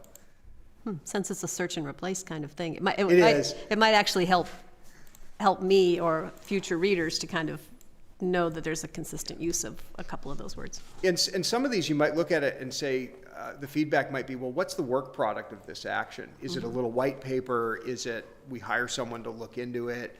Is it just a piece of research and it's an advisory decision by the board? We can talk about that. Let me see. Yeah, so we did consider there. Looking at the physical infrastructure of town buildings and developing a strategic plan for the buildings and departments. This came out of some of our surveying of our own department heads and talking about things like future space needs, future facility and office needs, and thinking about needing to look ahead around all of that in a coordinated way. So call for some facilities planning. Here's a fun one. This will raise hackles somewhere at the state. Establish a linear park in the former circumferential highway right-of-way. You have this amazing piece of land that connects Williston Road to Mountain View Road that is crisscrossed by an existing multi-use path and that divides two big residential neighborhoods and kind of divides one of them from both the school and Taft Corners. It really could be an amazing park with some kind of transportation facility like a multi-use path running down it. That's probably a little bit in conflict with the current state policy on the use of former Circ right-of-way, of which there is one. That policy was mostly written to determine that it was okay to drop a gas line in it. And I think, you know, this is one we've talked a lot about at the Planning Commission, but it is worth it for the town when it looks at its maps and it looks at its needs to look at this really big piece of land that's really central to the town and say, what should this be eventually? Is it just always going to be the highway that didn't get built? Or is it going to be something else? What's a linear park? Long and skinny. Long, skinny one. I forget, I think it's generally a couple 100 feet wide, the right-of-way, maybe 250 to 300. And so what kind of a park you would do there would be more like a greenway. You know, you might put a multi-use path through it and then landscape the rest of it and have some little waysides and picnic areas and things. But you wouldn't necessarily try to turn it into, you know, baseball fields. Sure. For example. Very small baseball. It could be Yes. skinny. Lacrosse, I think, is thin, or maybe it's fatter. Pickleball, I was thinking. Yeah, you can do you can fit pickleball anywhere. This is coming out of utilities, increased capacity at the Essex treatment plant. Long range, you know, I'll let the select board know we've started doing some preliminary work to think about the build out of our growth center and how that lines up to available capacity. And in a really, really rough sense, we're okay for quite a while, but we are approaching the time where if things go as planned, now or very close to now is the time to really launch an effort to think about expanding the capacity of that plant. Not just because of the growth that's happening in Williston, but the growth that's happening across the Tri-Town. So this is something the comprehensive plan would call for, where we say, let's actually launch that effort to figure out what needs to happen and maybe ultimately make something happen that increases the capacity available at the plant. So I don't want to sidetrack, but just, maybe it's just idle curiosity, but how many years away are we from Lake Champlain being at maximum capacity to accept the treated water? That's going to happen, right? That's part of the equation, definitely. And, you know, that's a regulatory construct based on some science, but it may be in part, well, if you're going to expand that plant's capacity, what kind of treatment has to happen? I mean, are you talking about even more advanced types of treatment that are more expensive? You know, treatment that removes nutrients, for example. So definitely part of the conversation. When they had their tour, they offered us a glass of water. Yeah. Yeah. Like that too. Here's one you've probably heard before: penny on the rate for bicycle and pedestrian facilities, or more generally, explore ways to adequately fund a rapid build-out of bicycle and pedestrian facilities. I will say that I don't think there was a single more popular thing when we did the public engagement than bicycle and pedestrian facilities. People really like the multi-use paths in Williston. They like how they're connected. They like getting around, and they always tell us they want more. You know, I really wish the path went to here, to there, to my doorstep, to my favorite store, to my favorite place to go in Williston, et cetera. And what this strategy and set of actions really encapsulates is, wouldn't it be nice if you could get a more rapid build out of that so that people today could actually enjoy it and, you know, really accelerate the build out of that. And there are, you know, communities have done that through penny on the rate style funding. There are communities that have done it by, you know, Williston did a bond. You could do another bond. You could do a bigger bond. There are other ways to explore that. But thinking about, you know, is that something, it is different. It is probably more than people have traditionally been willing or traditionally spent in Williston. Is that something that's worth it to people to accelerate that build out? When you had the $300,000, Eric, on the step down of the other bonds, did that include the sidewalk bond, or was that just the police station bond? That's included as well, and there's an ambulance bond that's rolling off too, but we're going to replace the new ambulance bond too. So. I mean, I could almost see replacing the existing sidewalk bond with another sidewalk bond, but if it's already accounted on the library, I've already pissed off the library people enough, so. Lots of capital to juggle. Yeah. This is one from Energy talking about decarbonizing energy for municipal buildings, and particularly phasing out the use of fossil fuel powered equipment. So if you think about buildings that have diesel generators, this is something that's come up in the energy plan before. Couldn't those be battery backups? And what's the right life cycle on which to make that move? And again, is it worth spending more money to have a fossil fuel free power backup for those town buildings than diesel, if there is an added cost? What's the energy the town might put toward that? I bring this one up because it talks again about collective stormwater. This is in a different chapter than before. And the reason I bring that up is because sometimes in these 82 pages, the same action shows up almost exactly the same in more than one place. And that's right now by design, and that might actually help with some of our prioritization. We say, well, actually this action is one we really might want to pursue because it hits on all these other chapter goals. Stormwater is not the best example of that, but it does show up more than once. Environmental Reserve Fund, no surprise there. Talking about maintaining higher levels of annual funding for the Environmental Reserve Fund. We'll see how it goes with the ballot question this time around.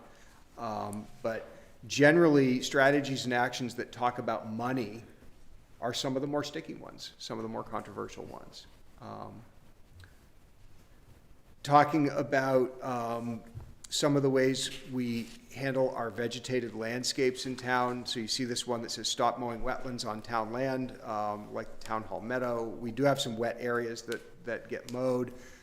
Right now we also have some meadows that are mowed on a schedule that's mostly about when is the labor available to mow them, but it might not be a schedule that is the most advantageous to habitat or pollinator value of those meadows. So a lot of times we mow the meadows the town owns in the mid-fall when we don't need to do other things, and that happens to be when the monarchs are coming through. So that's some feedback we've gotten from folks. Somebody gave us a bunch of butterfly material at one of the Williston 2050 events. But it you know from your work that calls for a real operational change that comes with probably a cost. If we're going to mow those, not when the easiest time is to mow them, but we still need to mow them, do we need extra people, extra time, extra equipment? This one is not probably controversial, but very assertive, and it's about not doing something. It's about maintaining the boundary of the town sewer service area and not expanding it into the agricultural rural zoning district in particular, so not south of I-89 or north of Mountain View Road generally. And this one is so particular that there's even a reference to state law in the bottom of it that I highlighted. And this has to do with something that came out of Act 181 last year, which says that in an area served by water and sewer, municipalities must allow certain residential densities, and you've experienced that with our bylaw amendments recently. The citation there is one that says, what does area served by water and sewer mean in terms of where you have to allow those densities? And what 42 in that citation says is municipalities get to say what an area served by water and sewer is, and they especially get to say that when it's a limited resource that they're trying to put in a particular place to drive their goals. Sounds like Williston to me. So you may have read about the O'Brien development in Shelburne that's going through right now. And Shelburne is planning and zoning and expanding their sewer service area to encompass that project, which is then at a density that must be allowed because of sewer service. But there was a place that conversation started before the town chose to move those boundaries, which was the developer saying, hey, I'm not in your sewer service area, but the pipes are right there. And I think I can make a valid argument that this parcel I want to develop is an area served by water and sewer. So would you like Town of Shelburne to have that argument with me, or can we work together and maybe do some long-range planning that brings me into the fold? And that was part of, they've gone to a very productive place with it. But I take phone calls every couple of months from people who look at lands adjacent to Williston sewer service area and say, Matt, the pipes are right there. Don't you think I could connect? And I've always been able to say no, but the change in state law has made that a little muddier.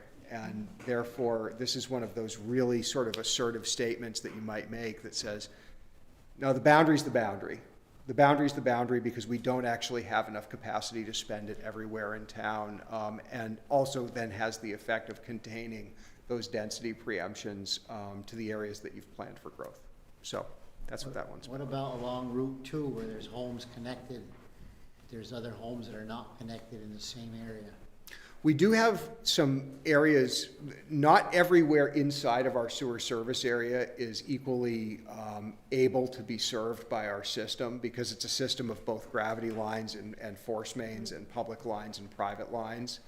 And some people just have a septic that works and have never had occasion to connect.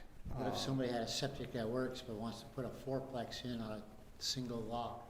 So we have a procedure in zoning. If somebody wants to add something that uses wastewater or creates wastewater but does not want to connect, if it's truly not feasible for them to connect, which is often the case, the Director of Public Works can make that finding, and then we can allow someone to have a private septic system inside of our sewer service area. What if they want to go from a private municipal service?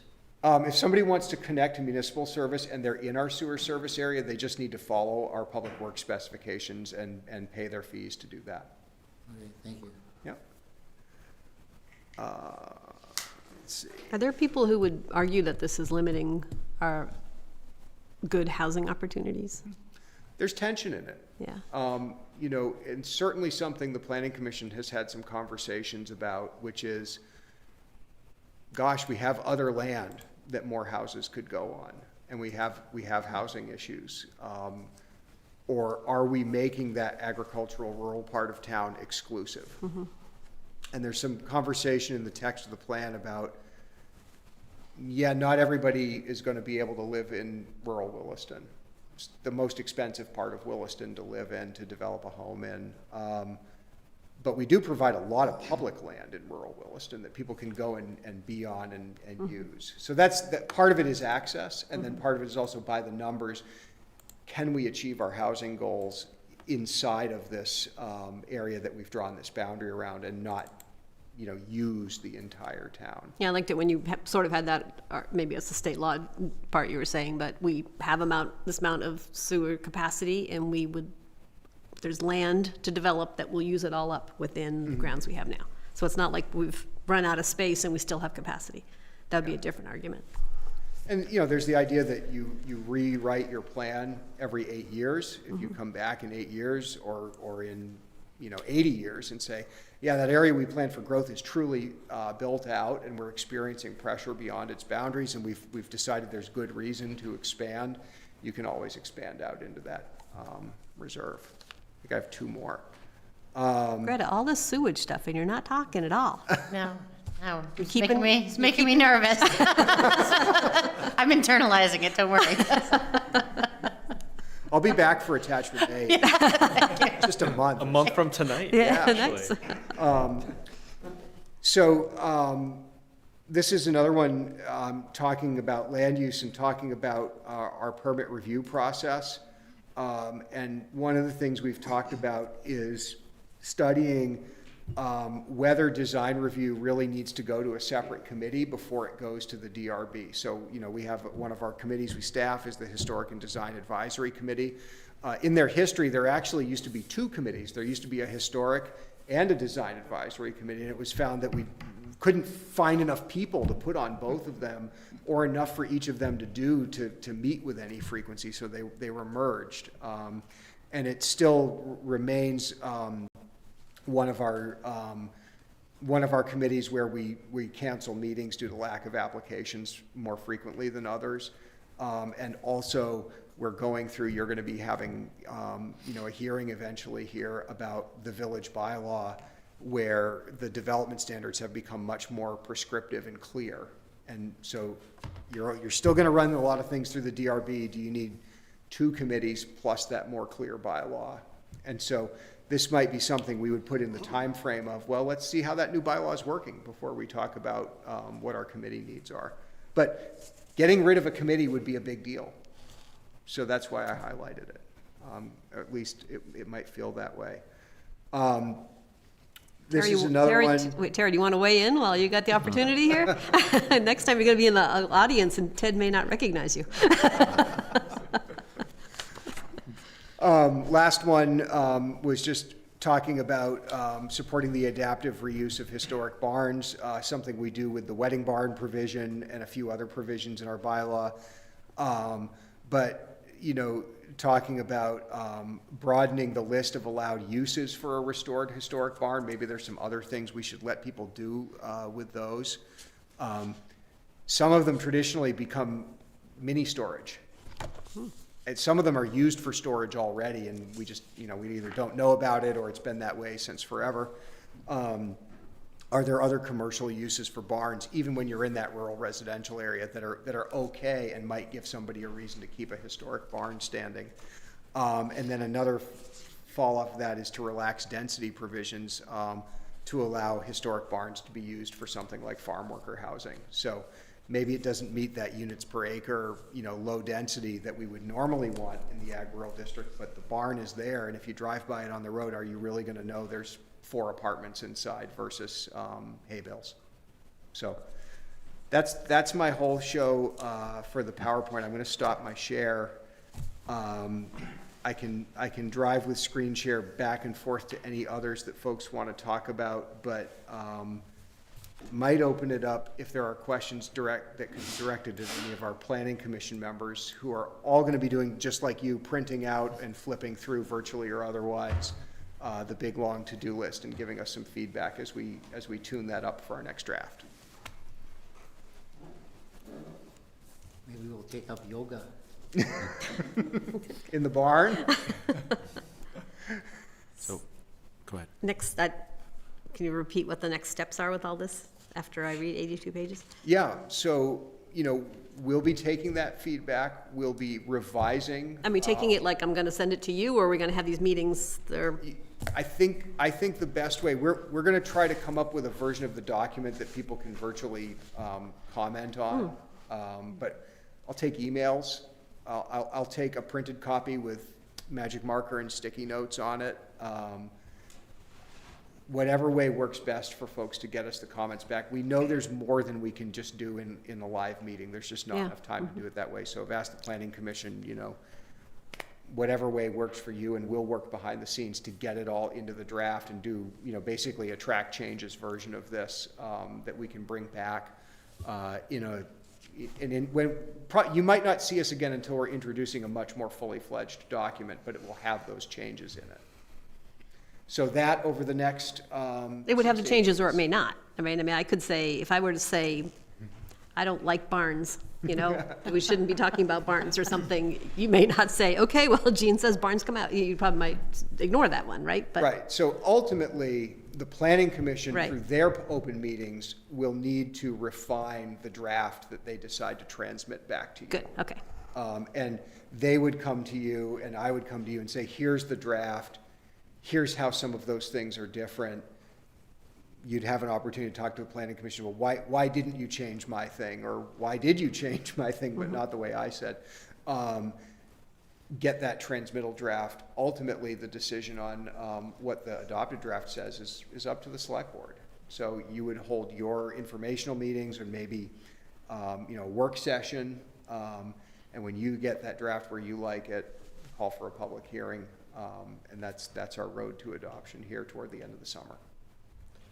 Yeah, it's a good question just on process, because there's a number of items to look over here, and I can chat with the chair about that as well. But I think if the board has comments to the planning department, to send those to me, and then I can distribute them through my office to the planning office. And then if there's some discussion for the board to have on some of these high-level items before they're transmitted to you formally from the planning commission. If there was something that Matt shared tonight or another one where the board as a body wants to discuss further, saying body versus individual members, I can give that some thought with Ted and report back to the board on that. I guess I was also a little bit concerned with this being a summer project. It just seems like that's what you do when you don't want anybody to really weigh in because they've got better things to do than read documents and go to meetings. So it's because it has to be done in August? Is that the problem? So we're trying our best to have something adopted before the current plan expires, which is August 25th. If there is a gap between the expiration of the current plan, You just can't apply for a grant or something. there's some grant eligibility that falls away, and you can't make any more changes to your zoning. Those are the big things.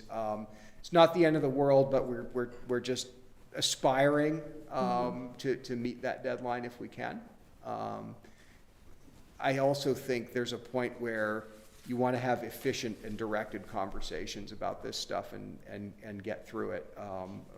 I could write this plan for the rest of my life, given a lack of deadlines. So the deadlines are helpful that way. No, I've experienced situations where the public has come a little bit unglued when board work has been done in July and August because they just aren't checking their email.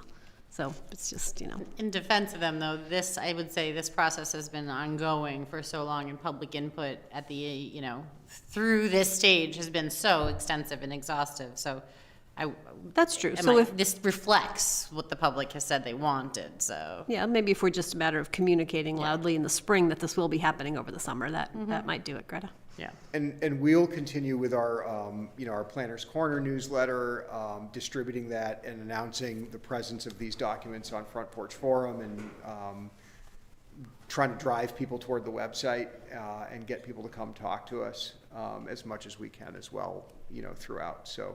You pop a couple of those things that you just put up there on Front Porch Forum and people will pay attention. Nothing gets people talking like wastewater. So. That's the one I was thinking about, Greta, wastewater. I'm betting on the park, on the linear park. Editing it down to just some basic, from the whole broad 200 ideas. I do. I love the format. I mean, it's really nice to see actionable things spelled out this early. Usually you put a plan together, then you get around to the actionable things, but I like seeing them right up front. Ultimately, one of the great things about Williston is it really has traditionally done good planning and used the plans that it created to actually direct what it went out and did. We want to continue that with this document, and I hope we do. Thank you. One of the things I thinking back to the Taft. Oh my gosh, my brain is not wanting to remember. But when we did the Taft zoning. Form-based code. Form-based code. Thank you. Just all that time spent on it, my brain did not want to retain that information right now. When we were doing the form-based code, the amount of times that the town plan was referred back to, and like the rationale for why some of those things were being done, and that was so super helpful. And so thinking about this plan and going forward in the goals, I look forward to the future projects and being able to see these actionable items again, like referenced when we're making decisions, because then it's really helpful to go to the public and say, this is why this has been in the works for 8 years or whatever. Mm-hmm. So, these 17 items, Matt, which would be your top 3? The Act 250. The Act 250 one I don't understand. Well, so some of that we will have to engage with the changes to Act 250, and it's important that we do. But out of these, the ones that call for continued engagement and investment in the Growth Center and Taft Corners, as we continue to look at infrastructure needs there, really anything to do with infrastructure at all is very high on my list, because it underpins all of the things that we're hoping to achieve, because the private sector is going to come and build something. what's foundational to that is the infrastructure underneath it, whether we're treating the wastewater or providing the street network or arranging where the utilities or the public facilities like parks go. Those things are really important. So that's one. You know me, I've been biking to work here for 16 and some odd years. Bicycle pedestrian and advancing that infrastructure is really important to me. But it's not important to me because I might use it or because I like to use it. It's because so many people in town tell me they use it and they see it as such an enhancement to living in Williston that they can take a walk or a bike ride around town and they can get places that are useful and interesting to them. And it makes the town such a livable place. That's a really important one to me. And I think finally just continuing anything we do that continues the town's conservation of open space. It's been a huge success in the town. There's more green on that open space map this year than there was 8 years ago. There's more places for people who are here in Williston to get outside and be in a working landscape or a natural landscape. And for a town that has had as much development as it has had, to still have that available just down the street or around the corner is just, it's exemplary nationwide that a town like Williston's been able to do that. And again, it's what people tell us over and over again makes it such a great place to live. So, infrastructure, open space, bike ped. The bike path could also be classified as multi-use path. Yes, definitely. Any of our, Yeah, I was gonna please say- do, yeah. you have to come up. Hi, I'm Hannah. As a fun tidbit, in our surveying, we did do some questions on willingness to pay, and Bike Ped, like through all of the surveys as well, it was ranked highest on the willingness to pay scale of everything that we did. And so we heard it in in-person meetings literally every single time, like, where's the connector path between, Williston and Task Quarters? And it also came up on all of our survey responses as the highest kind of ranked priority for people, even when they were asked about, is this worth paying for? Because we saw questions where it was like, well, housing's important, but I'm not actually willing to pay. I'm not willing to pay for it to be less expensive for other people to live here, but I am willing to pay for increased, bike ped infrastructure. So I just wanted to share that as context that we've gathered. Great. Thank you. We have other planning commission members here. Did you want to jump in with a comment or anything? No? Okay. I think everybody's All right. looking at you, Chapin. Okay, all right, okay. Or Shayla, is she? So, to be continued. Great. So, We'll be back with more. Yep. As soon as we. Not more pages. We're going to add more fun charts and graphs to look at. That's in okay. next pictures. How about that? Thank you all for the immense amount of hard Yes. work Yeah. that this reflects. It's huge. To the commission and the staff members. This is impressive. Thank you. So next on the agenda, tax increment finance study infrastructure analysis. Yep. Can you stick around, Matt, in case any Oh, yeah. questions for staff work on this? So as you know, we're working with consultant White and Burke on a feasibility analysis for a tax increment financing district in our growth center area of Taft Corners. As part of the project work, we're looking at potential infrastructure projects or identifying those right now and scoping those to include in the analysis. It becomes an exercise where we have to identify our projects for public infrastructure, come up with a good estimate for those, and then analyze the potential future growth that will generate increment to then pay down the public bonds on infrastructure over time. And that's the big exercise the consultant is helping us for the feasibility of this. So as we're digging into this and looking at the demands on a wastewater system here, we've looked at it, and the planning team has looked at this at potential build-out scenarios and what the flows for wastewater would look like from those different scenarios. So part of this is determining what infrastructure we would need to support that build-out from our wastewater.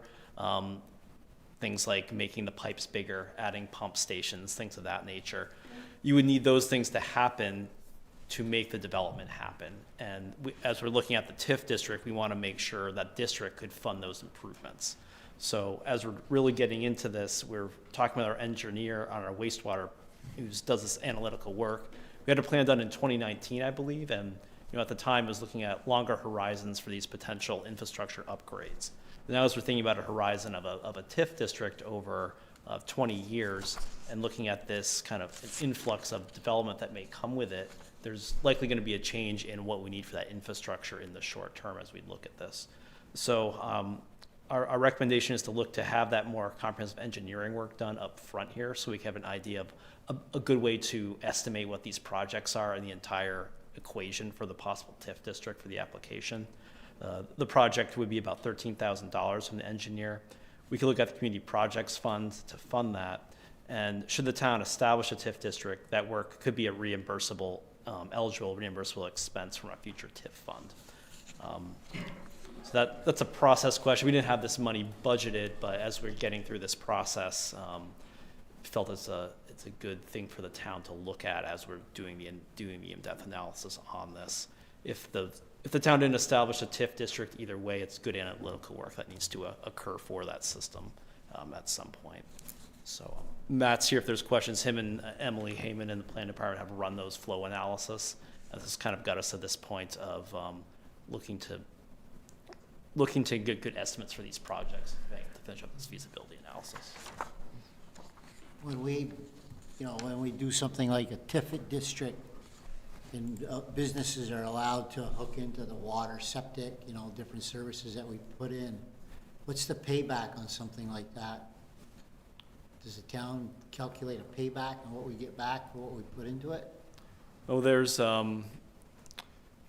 there's connection fees and then there's metered use of the water, which is also part of the wastewater billing. Matt, because I think we look at some of this with attachment A, but anything else you can add, Matt? Well, It's mostly grand list growth, isn't it? That's what we're looking for. right. Ultimately, the payback is that if the infrastructure is adequate for the development to come in, the If you development build it, they will come. adds that grand list value. And what we're talking about wanting to study here is literally the size and capacity of the pipes and the pump stations that carry wastewater to the treatment plant. Some of those things are smaller than they would need to be to support the ultimate build-out of the Taft Corners area. So what Emily Heyman and I looked at was how many developable acres are left and what kind of gallons per day flow are we likely to see from those acres as they come online, and then how and where does the town need to literally change the size of a pipe or the size of a pump inside a pump station to make sure that that development doesn't hit a roadblock. Just literally the system is undersized to support it. So as a taxpayer, I just wonder what my payback is. Mm-hmm. I understand increasing sizes, but is that, do we make some of that back with impact fees?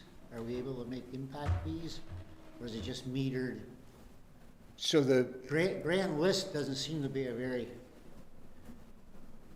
viable way of just calculating the cost back to the town when a lot of the retail stores that we're having in town are now coming before the board and saying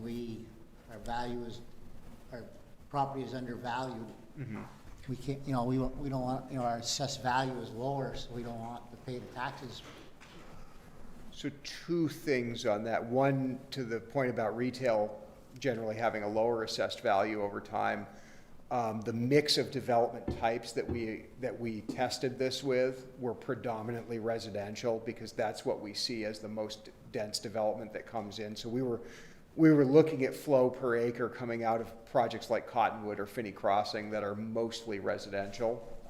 So the value is a little bit more stable to increasing that way. But the other part is, I think the core question you're asking is, well, if the town spends money to upgrade sewer facilities, to make pipes bigger, to make pump stations bigger, what's the payback to the town of doing that? Right. Some of it is recaptured through the connection fees and just the administration of the sewer district when that development comes and pays in order to connect. So the difference there is if the pipe wasn't big enough, they would never come pay to connect. We would just be kind of stuck. The other component of it is that they would bring that value into the grand list, and over time, the reason we study this as part of the TIF mechanism is, does it make sense? But what we've gotten to is, if we wanted that upgrade of all of that infrastructure to be a TIF-funded project, we need to know roughly how much it would cost to do that, so that we can look at what the grand list growth would look like and actually decide if it's worth it or not. So this is a piece of trying to gain the knowledge of, hey, if we spend a lot more than $13,000, if we spend a lot of money and make that pipe bigger, and that new apartment building comes and connects to it, is it going to pay for itself, given the value it comes to town, or not? That's the question we're trying to answer. But the other part is, as Eric said about this being good information either way, we have some kind of a track toward build out happening in Taft Corners, regardless of TIF district or not, right? Things are building there all the time. And we have had issues where we had to reshuffle our priorities because permitted development came online that occasioned the need to upgrade a facility. And the example is the Blair Park Pump Station, which needed to be upgraded when the Blair Park Hotel was built. And the reason that caught us a little bit by surprise was the existing work we had done about the adequacy of the town's facilities over there assumed that Blair Park was built out. Well, heck, there's a building on every parcel. It must, it's built out. Nothing's going to change over there. And lo and behold, somebody looks at the town's development standards and the development pressures and says, oh, I can fit a 96-room hotel there. And we go, gosh, you're right. Our land use regime totally supports that, and there's some big upside to that, right, in local option tax revenue and grand list revenue. But we had assumed that we were all set with this pump station over here. So we want to save some cost of having to do things, last minute, or opportunity cost of losing the opportunity of development or redevelopment happening, by just gaining some information about what all does really need to happen to this critical infrastructure as Taft Corners builds out. I just see the town, has to continue to grow, pay the bills. As it continues to grow, the bills just get higher and higher. And I think for me, Mike, is I'm not 100% sure I'd approve or be in favor of a TIF, but I think we need the data to get that answer. So this is just, Right, this is an investment to get the data in order to decide if a TIF would be the right thing for Williston, right? I think the other point is, though, that even if the TIF doesn't happen here, this is the designated area that we've established we want growth in our town to happen. And so if people are going to be building developments or going to be building industry or retail or whatever here, again, where we would like them to do those things, they are still going to need wastewater and sewer and water capacity. And so we will still have to make these considerations whether or not there's a TIF district there. And as we grow, we need a new sports center, we need a new library, we need a new school, we need a new, it just continues to, it just snowballs. Well, but developers have the right to develop this land.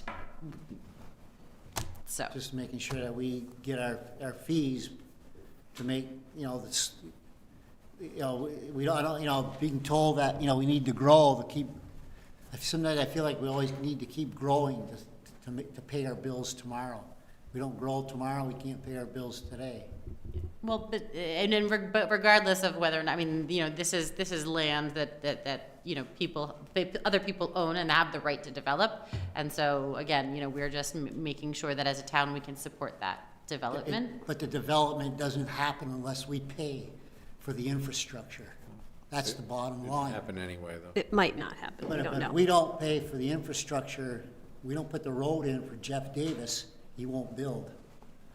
If we don't put the sewer in for Jeff Davis, he doesn't build.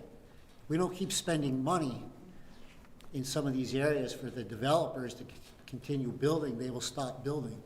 That is the argument for a TIF district. Mm-hmm. So let's just, we just, I don't know.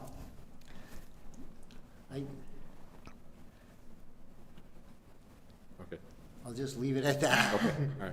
Chapin. Hi, Chapin Kaner from Planning Commission, and I unfortunately have to leave, and I wanted to say something before I did.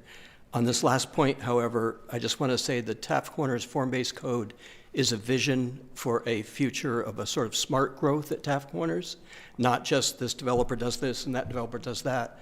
And in order to meet that vision, you need to have some municipal participation, like building roads in the grid that you want. And you may even want to have some stormwater infrastructure that's municipal and things like that. And that gets to the point that I wanted to raise before I left, which is in all this detailed talk about the cost of expanding sewage treatment ability. One of the most important things for TIF, in my mind, is to have a transportation center. It's right now targeted and plans have been happening between Shaw's and the stormwater pond next to what used to be Friendly's. That town has access to that land. And I feel like a good transit center will be a real increase in value and functionality. Right now, the parking lot at Walmart is functioning as the transit center for Williston.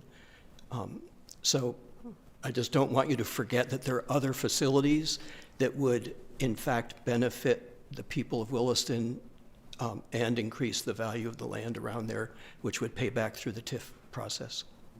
Thanks. Thank you. And we do have that on our list. That was actually going to be my other question was, I wanted to make sure, obviously it pertains particularly to the wastewater and to the building out of that kind of infrastructure, but obviously as part and parcel of the analysis, there's a lot of other kind of infrastructure projects, I assume, being considered. Yeah, we're kind of looking at 3 tiers. So kind of the tier 1 is the utility infrastructure, some kind of major grid streets, and then looking at some other grid streets, then other facilities like parkland and transit center. That'll be, as this feasibility analysis is complete, the board will see all of that, and also having ultimately an application for this is the select board's direction on what that application says.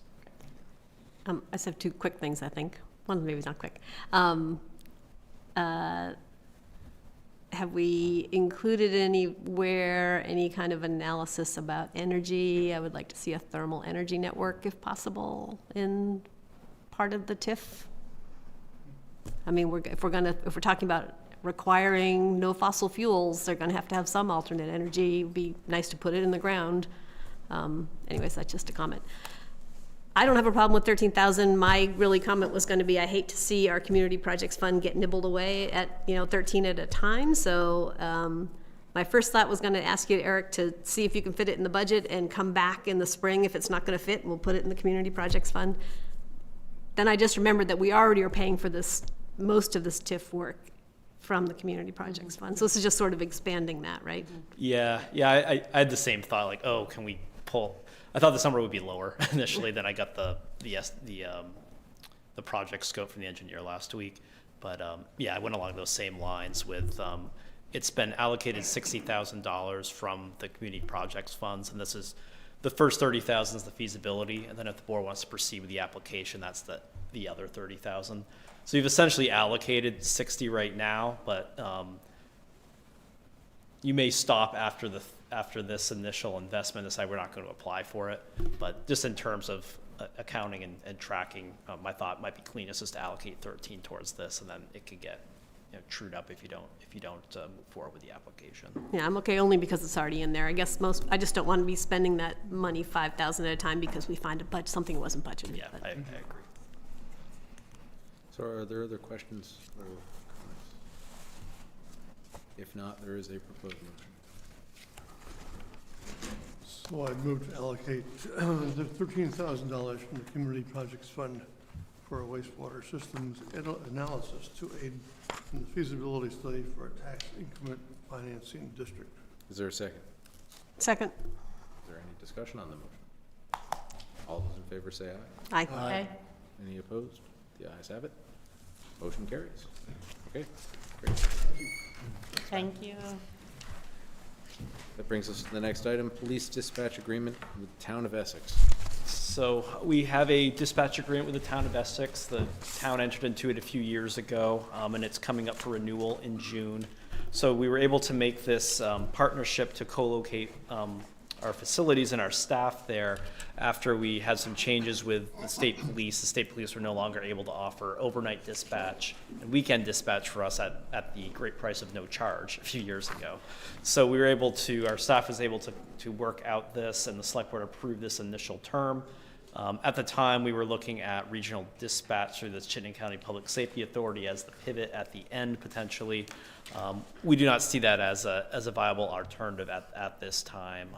Hope that's it's a future option, but I don't see a viability of that in the next few years, at least. So what we did is I asked our police staff to collaborate with the Essex staff to look at the existing agreement. They had mostly some cleanup language in here. Nothing major, as I recall, of what they've looked at. Looking to have it another 3-year term. My suggestion is they have their attorney look at it. I got their attorney's markup today. Nothing really substantial from their attorney. If the select board considers approving this, motion suggests authorize the manager to sign it at the direction of our town attorney after they give a look at it too and make sure they're good with it. The arrangement's working well. I do think, as previewed during the budget, we need to look at a 4th position in FY27 budget. We'll continue to analyze that in the coming year, but it's worked well. I'm glad we were able to do it when we did, but as a growing demand on the system, and it's a critical link for our police officers here, and they also work with Essex for their Essex rescue and along with those calls that they take on the Essex side of things. So, answer any questions? Questions? In terms of our staff, like satisfaction with how the, having dispatch located there, I know that initially there was some, just adjustment period and everybody getting used to it, but on the police end of things, they're feeling that's working out well, and on the dispatchers end of things, they're feeling it's working out well there. Yeah. Certainly the officers, the technology's there, and I haven't heard anything from the officers that's been a detriment to their service. I know, certainly a change of the workplace location was an adjustment for the staff, but I think in the end, getting through that, and then having that ability to really have 2 people working primarily through the busier times has really been a good outcome of this. We've, one person working before here, you had to bring the radio with you everywhere, and even trying to take a break or something like that. And just having that redundancy is proved really valuable, and especially if there's multiple calls at once, having multiple hands available to handle those. So, yeah, overall, I haven't heard anything otherwise from the staff, and I'd say appreciate Essex partnership in this, and it's working well. Good. I would assume that multiple municipalities working together on this makes it a lot easier to allocate resources. To know what's going on quicker. Yeah, I think kind of the dispatch has this critical link for public safety, and being able to pool those resources, and something we look at on the fire rescue side, especially as a CAD, a computer-aided dispatch, that can really help with mutual aid systems, and that's something we'll certainly be exploring in the future. But collaborating on those resources is huge, and time, every second matters in good dispatch, and making sure you have the right resources and the right technology in place is critical. I think mutual aid is critical in all the resources.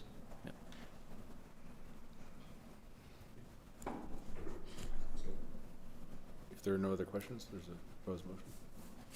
You want to do it, Terry? Last one.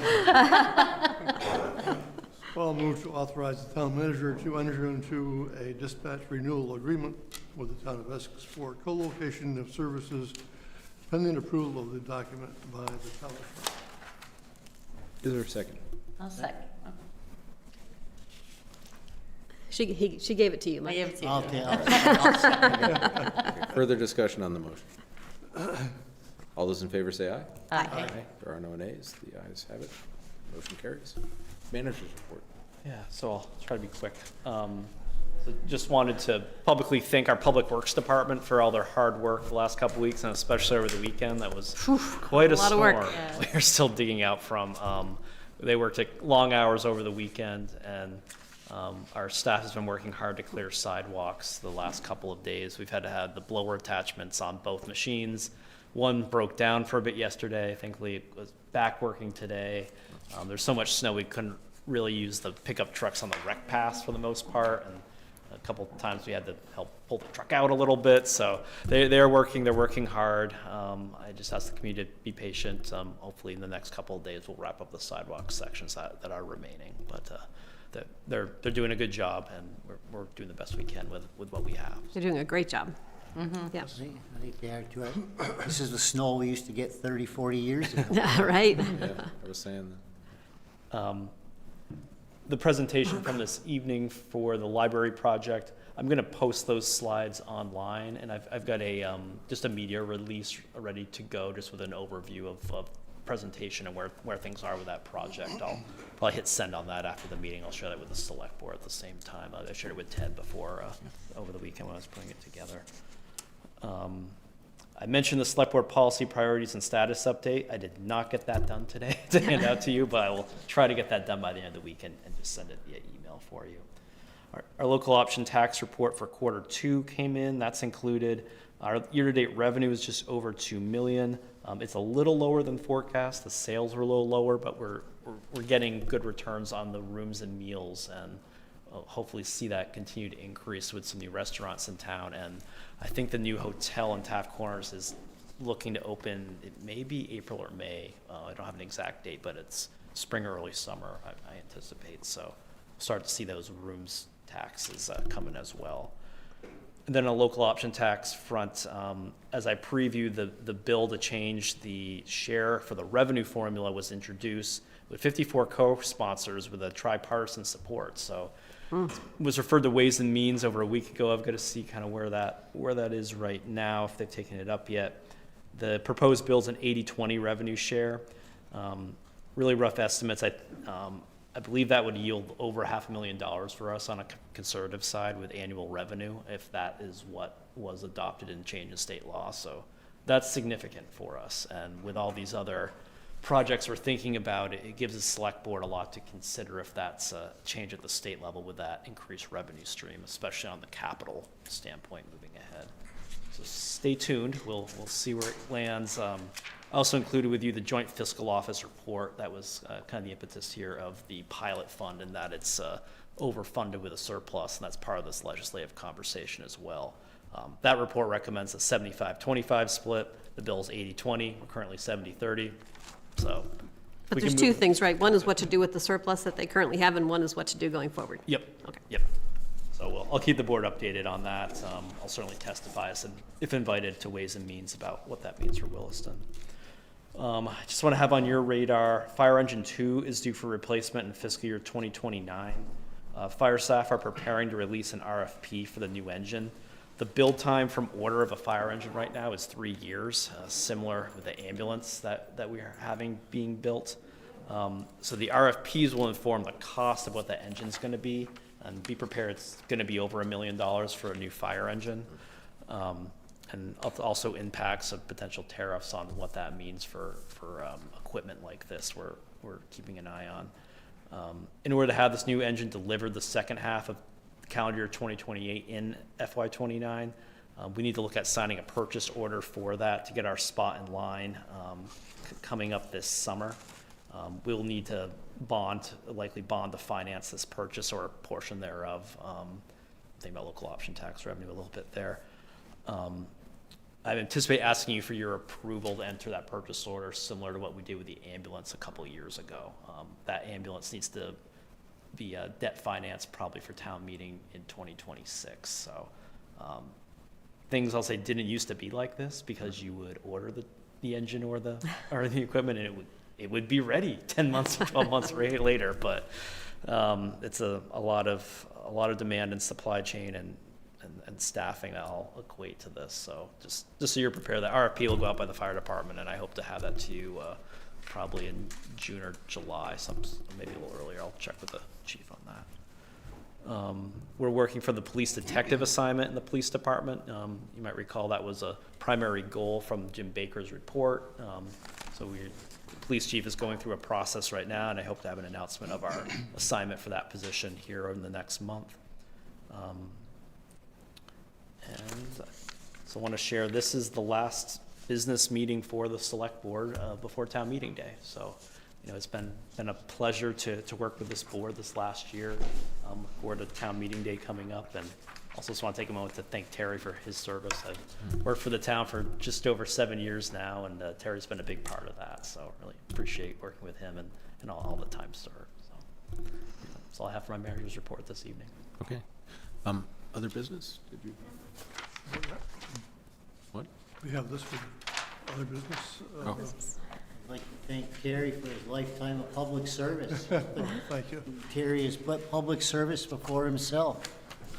It's a very unselfish person. Thank you. So, yeah, other business is, This is a liquor license and tobacco license renewal. So Town Clerk Sarah Mason prepared this today. This is, do you recall, these are going to come in on a rolling basis. It used to be, I think, in April 30th to May 1st. So this sheet is what Sarah's received and is recommended for approval. After this was put together, I'm just looking at my text she sent me. Chili's is also good to go for a first and third class, no outdoor license, just a renewal if you want to consider that one this evening as well.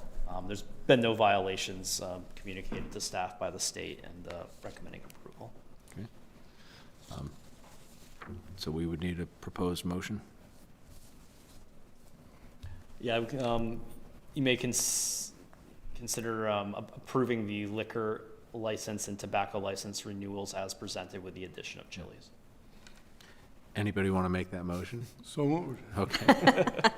Is there a second? Second. Any discussion on the motion? All those in favor say aye. Aye. There are no nays, the motion carries. Okay. Then I have a catering permit for a Maple Open House catered by Bevo. It's at, what's the name of their place there? It's the Pancake Breakfast, Kathleen Stein. They've done this the last few years. I don't have the name of it. Sugar Their Tree? Sugar House. Yeah. Sugar Tree Maple on Bradley Lane. Yeah. Yep. Thank you. Mark and Amy Yandell. But they've held this event the last few years. They have some catering from Bevo. It's March 22nd. So it's 2 days. It starts in the morning of March 22nd, and so it's the weekend. So it's I think it's 9 to 5 both days, it looks like. Maple Sugar Open House Weekend, pancake breakfast with maple-inspired beverages.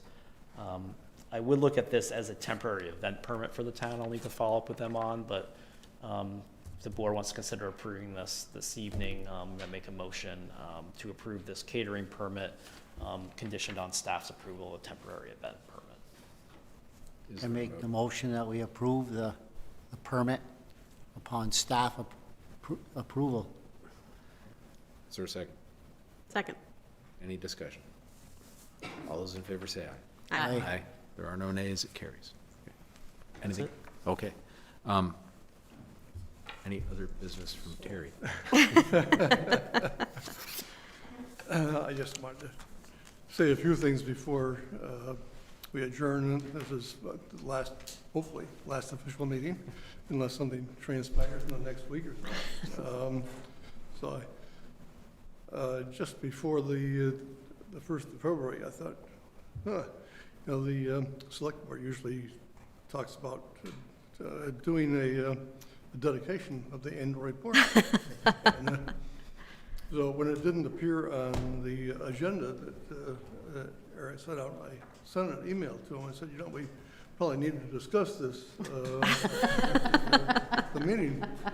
And I didn't get too much back. But then I saw Ted at the legislative breakfast, and I said, "Hey, Ted, if we ought to discuss this tomorrow night, I got a couple of ideas." And he said, "Well, we have discussed it, and it's you."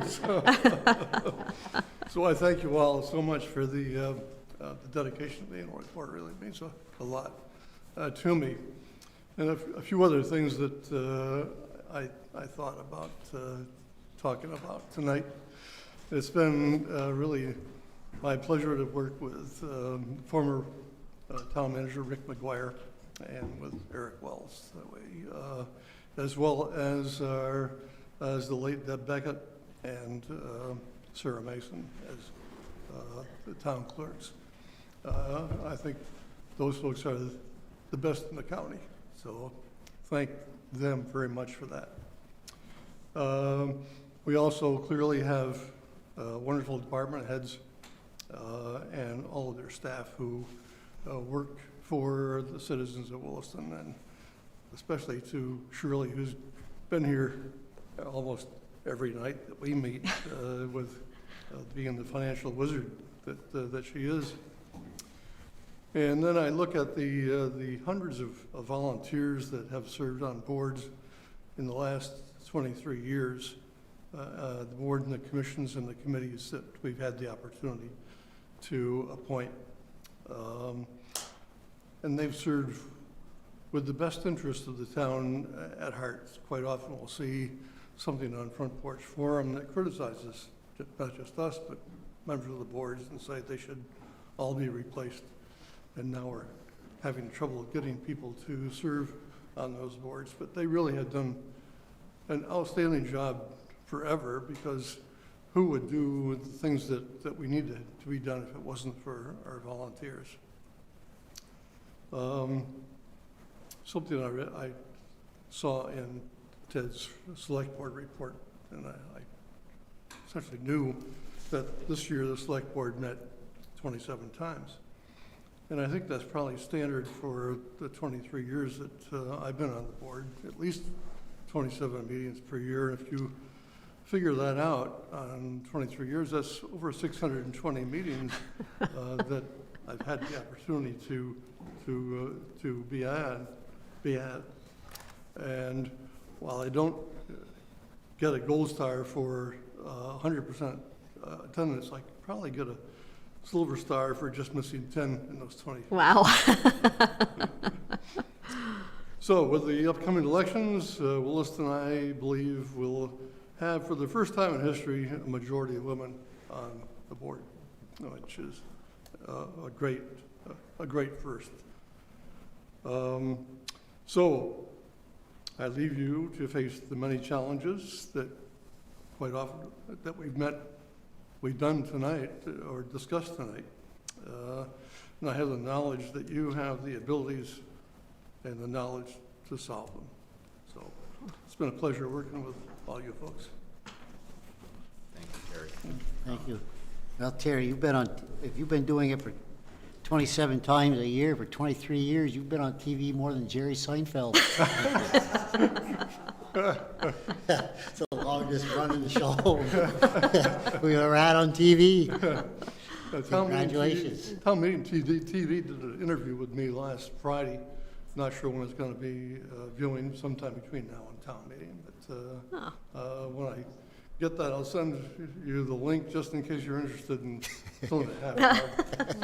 Thank you. That's excellent. So we do, I'm not going to get into it now, but the annual report dedication is dedicated to you, appropriately so, and we'll have that dedication read aloud at the town meeting. But I think words escape me or elude me on the contributions that you've made, and just as a personal matter, your leadership and your comforting presence has been a huge thing for me, and the leadership you've given to the town has been extraordinary. So thank you, and again, I have no good words past those. So anyway, thank you. Yeah. Okay. Maybe we'll talk more at the town meeting. Are there final thoughts on items from this meeting? Only thank staff for the quarterly report. I know it's a lot of work to put together. I do read it every page. I have some questions I'll talk to you about later because it's too late tonight. But I know it's a lot of work for them to put together, and there's some things in there where people followed up with questions that I've said in the past, which I think is, I appreciate that that happened, thanks to you and to your department heads.